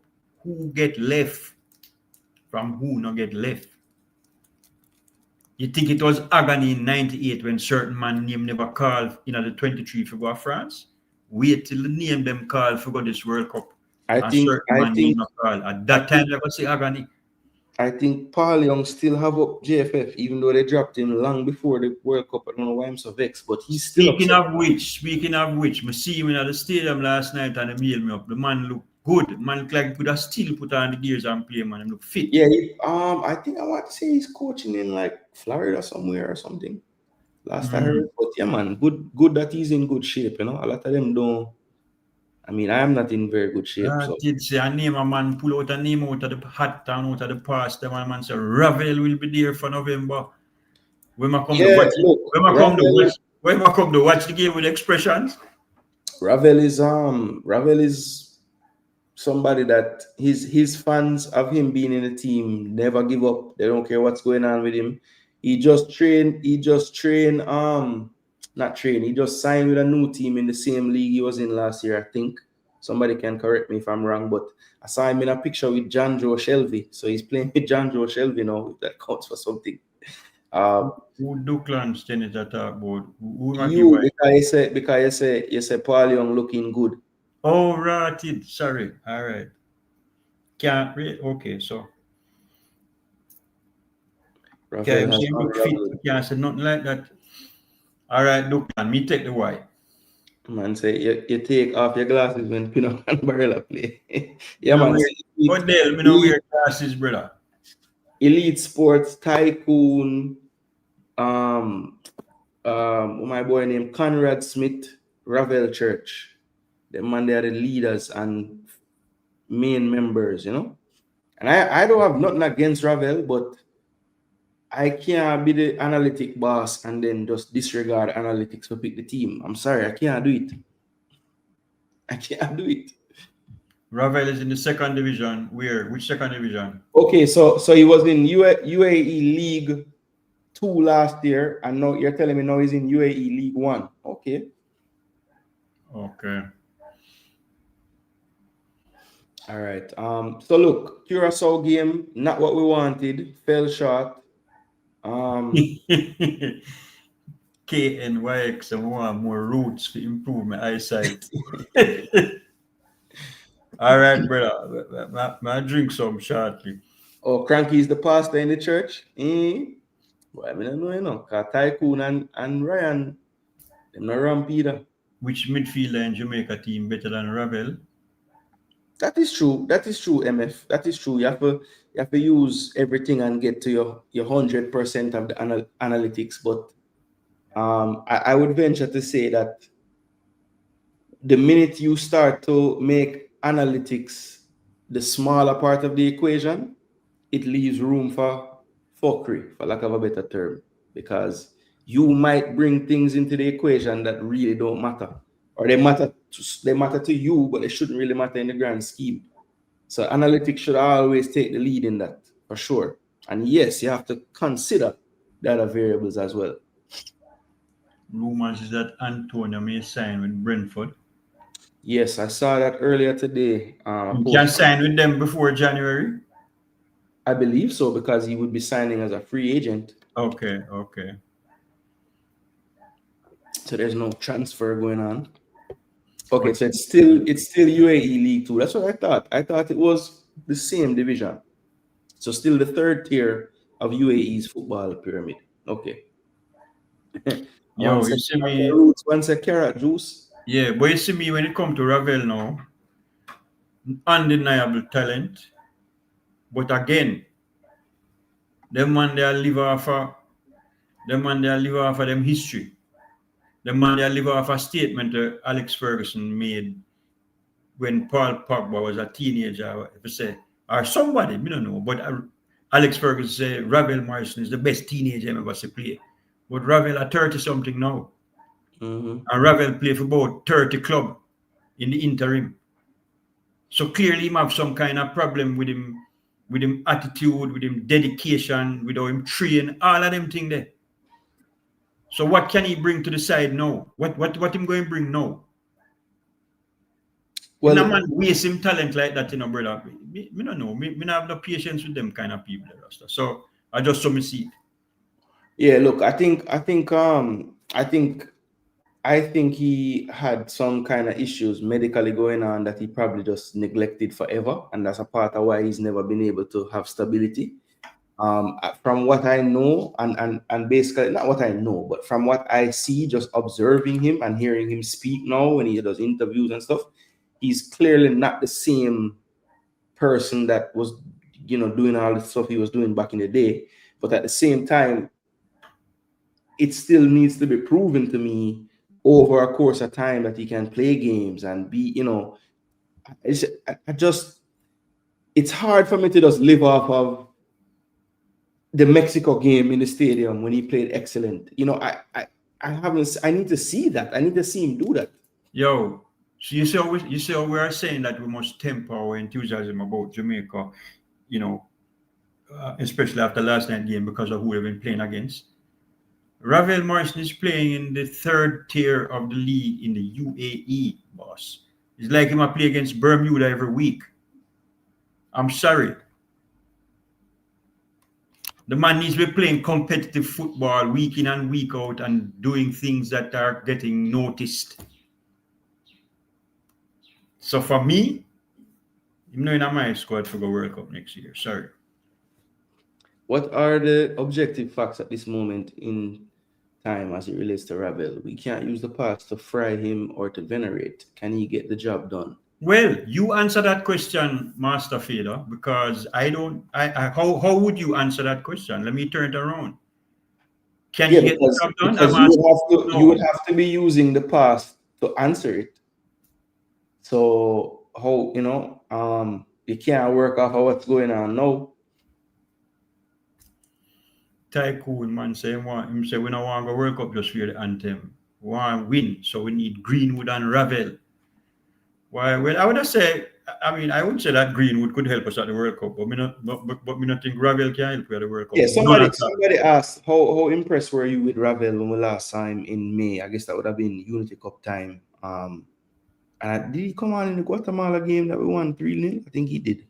But look, he looked neat and tidy, ran and collected the ball, played off some passes to people. Look, he did things similar to what I saw Corey Anderson do when he came on in the Bermuda game. I just at this stage,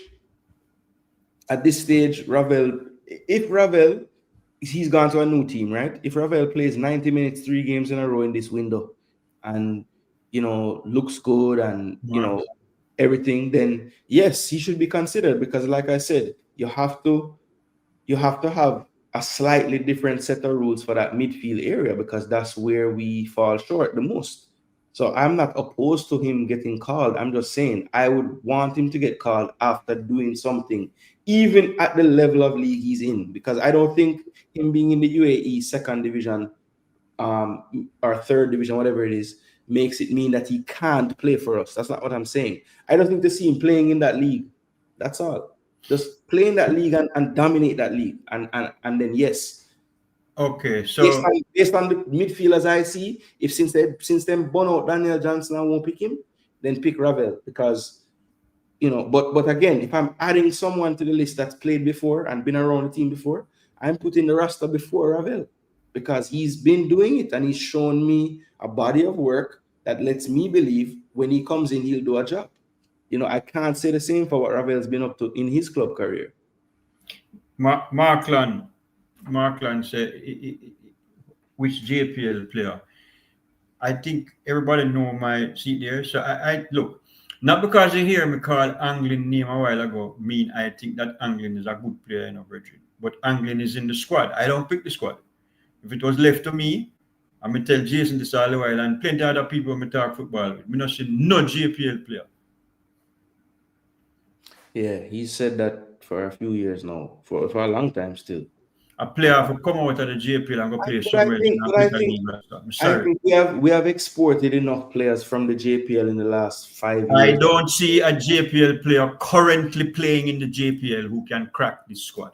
Currently playing in the JPL. Yeah.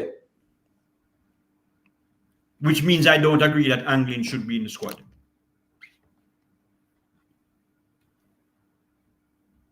Yep. Just me though.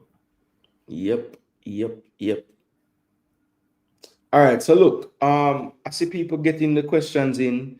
I was gonna probably close off the show with like a rating segment, but I think the comments are so engaging and so on topic that I'm just gonna keep taking questions from the comments to just close off the show and have a nice talk.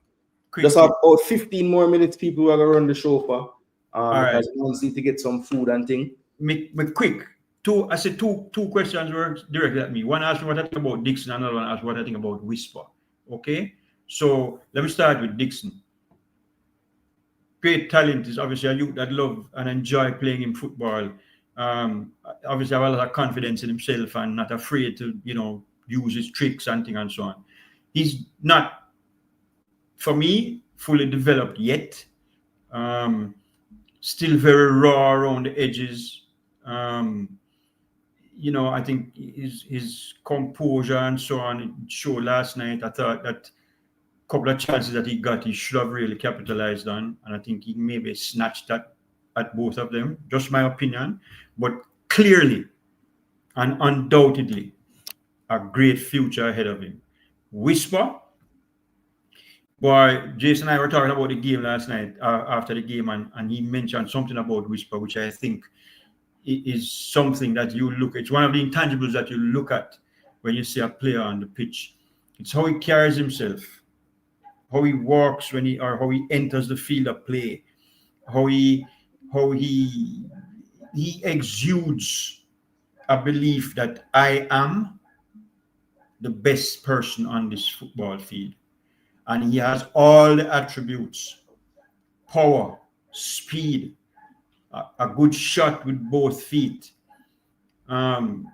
He's got everything. He's got all the tools. I think that when it's all said and done, if he stays healthy, Whisper is going to be the man for Jamaica. Not going to make people forget about others who have played for Jamaica and were legends in Jamaican football, but his name will be called among all of them. He made more of an impact on a national team last night than Leon Bailey has made in the 30 plus games that he has played for Jamaica. Damn. That's what I think about Whisper. If I had a bomb, I would drop it on the soundboard right now. But yeah, I mean, look, it's hard to argue that point. I mean, he did have a tremendous impact. All I would say is, we've seen Leon Bailey play the quote unquote minnows of the Caribbean, and those are typically the games where he does something. So I guess Whisper's next step for me is this upcoming November window is really a time to show where he's really at, because I think the challenges that he'll face in those two games will differ greatly from what he faced in the Bermuda game. So that, to me, the ball is in Whisper's court. He's definitely put it in the coach's head. You retract the statement about the great Leon Chippy Bailey. Why must I retract it, sir? It's my opinion. I'm not take back no chat. I think he's a soup drinker.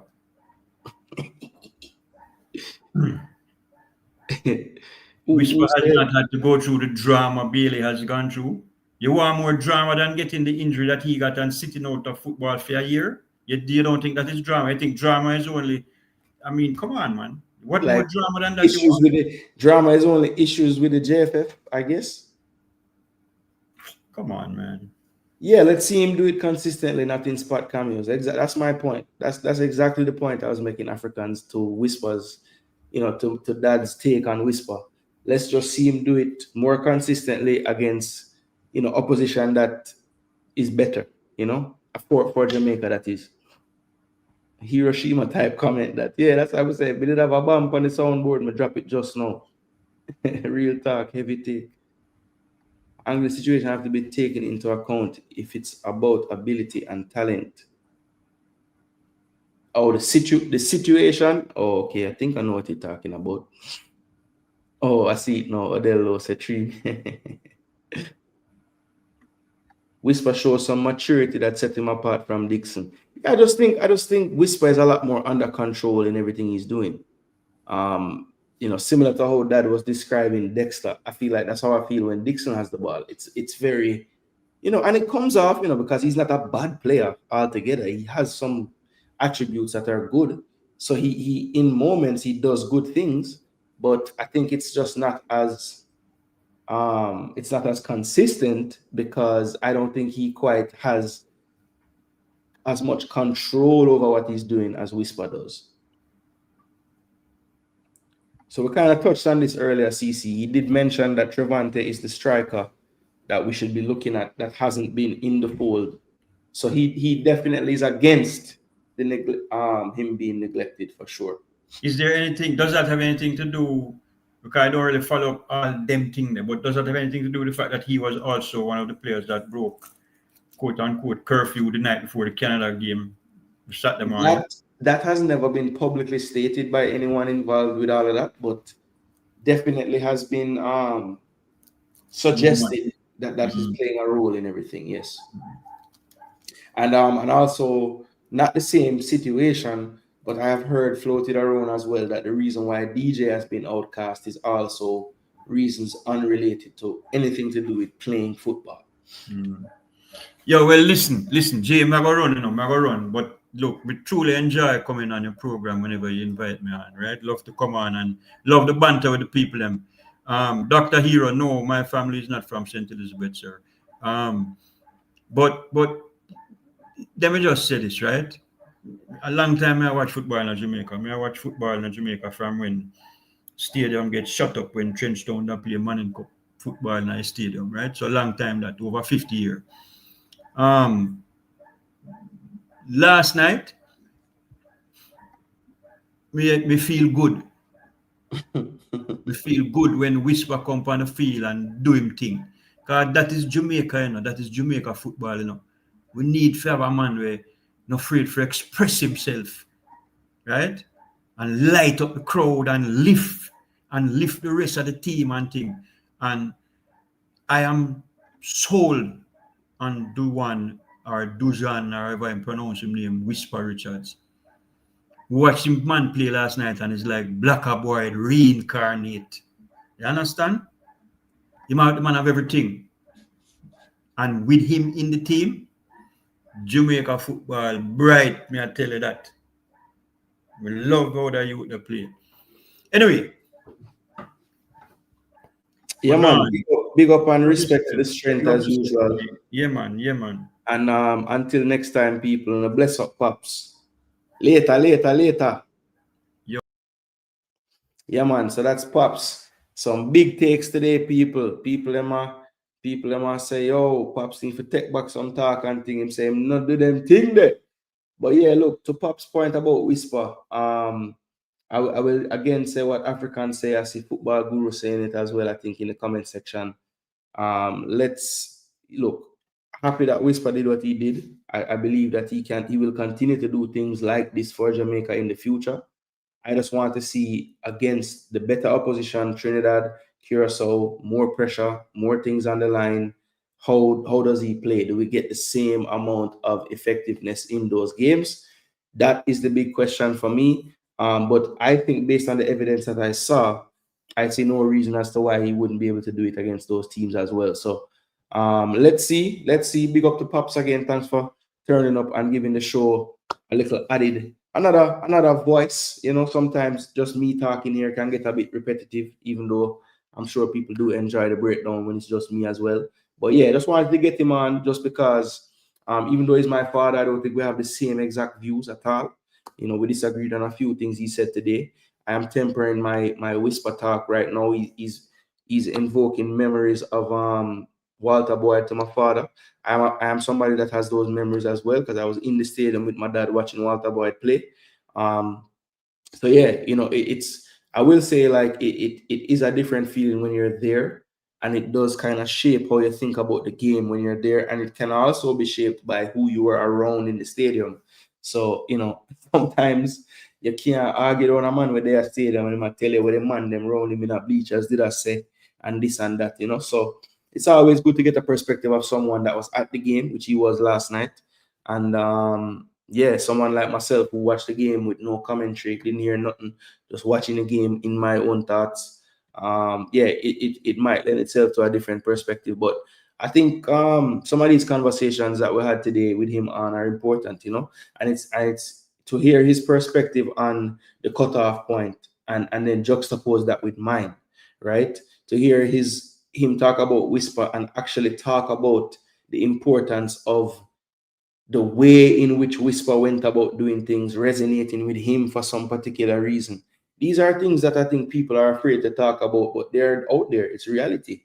Like, we need to get to the psychology of why, as Rob Smith was saying earlier, somebody will defend Pinnock for everything he does, but bash. And look, I think the more we can stop worrying about those things and just literally look at the players and how they played, the better off we'll be. Because I honestly and truly believe that most of these arguments that we have, or sometimes not even arguments, just conversations we have, they all stem from, like, whatever angle you're attacking the situation from, right? So if a man say a Ravel I'm player, no matter what kind of reasoning me bring as to why me think Ravel can, needs to do more to be picked, them not going to want to hear it. Them just say Ravel. And it is what it is. And it's a part of the reason why we have these convos every day and them still entertaining and people still watch, because football is a sport that is going to have varying opinions, people. Look at coaches in the world that have had success. Not all of them play a 4-3-3 or a 4-2-3-1. Not all of them are attacking minded. Some of them are counter-attacking. It's different styles. And I think fans are going to be drawn to different type of players. My hope is that the players you're drawn to has less to do with their date of, or their place of birth, and more to do with their style of play.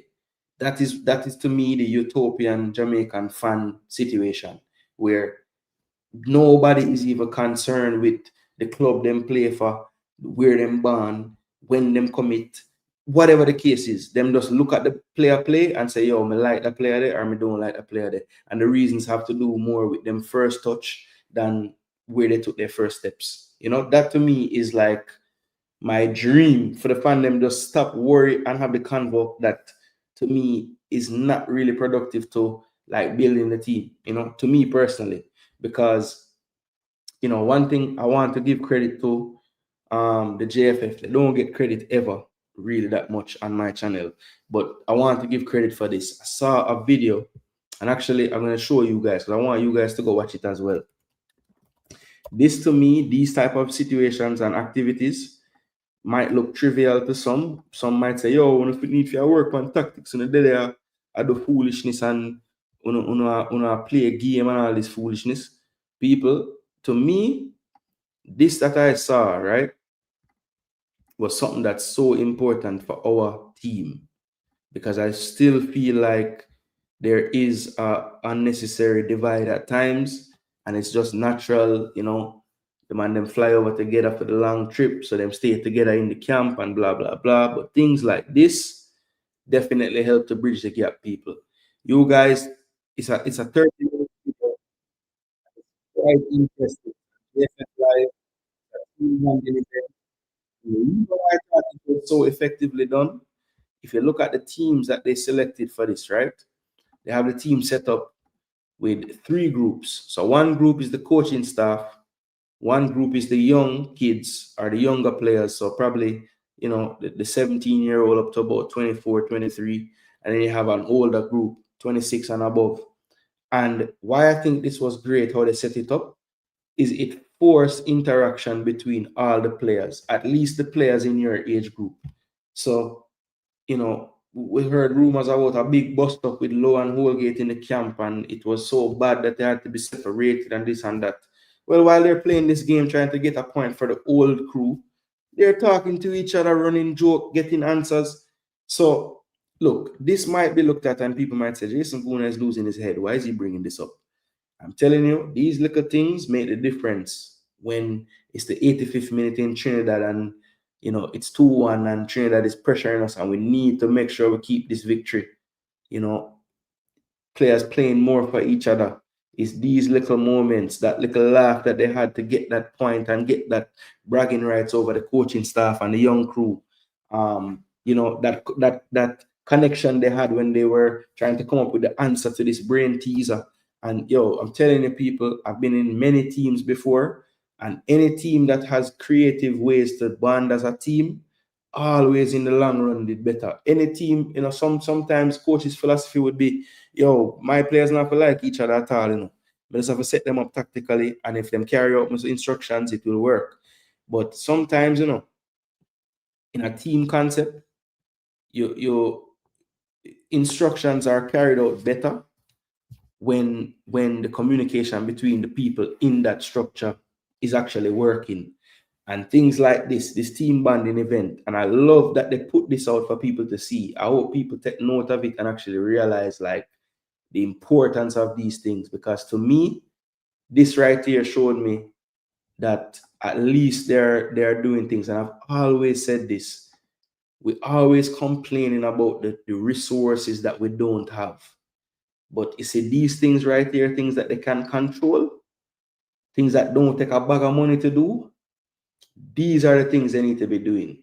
These are the things they need to be doing. So I just want to give kudos to the JFF for not only doing this exercise, but documenting it as well. Because I think when you see players in this light, laughing, having camaraderie, it lends itself to the fans wanting to have that experience with them when they go to the game. So JFF continue to put out these lighter moments to the fan base as well, because I do think that it shows that amongst all the noise that you might hear around the windows of which man not deal with this person and them man you not talk to them man, yeah, these things are the things that can at least show people that regardless of what you hear on the outside, when you get a glimpse of this on the inside, it lends me to think that the team is actually coming together at the crucial time. All right, people. So hopefully this is what it really is, and I'm just not making things up. But people, we have hit the end of the show. Once again, it was a wonderful, wonderful time talking to you guys. And I hope that, even though some of the takes today were strong, you guys understand that it's really just a conversation. And at the end of the day, people's perspectives will vary. But all I know is all of us in here, no matter where you fall and all these conversations, the goal is the same. 2026 World Cup for Jamaica in that group stage, in that first match. And hopefully all of us with all our perspectives can meet up there and make that stadium a little mini, well, not even a mini office, a bigger office. Because trust me, it can make the difference, people. So big up on yourselves. Thanks so much for tuning in. As I said before, I really enjoyed bringing you the content. Shout out again to Pops, all those who watched the video, liked the video, shared. Any subscribers we gained today, we greatly appreciate that as well. Remember, another way to support the channel, you can always drop your comments in the form of a super chat or a super sticker. And of course, something that is a great way to support the channel as well. Find the join button in the description of the channel, and there is where you can really support me on a monthly basis. Just $1.99, just a way to show your support. If we keep growing that membership, basically it can keep the channel running and running and running.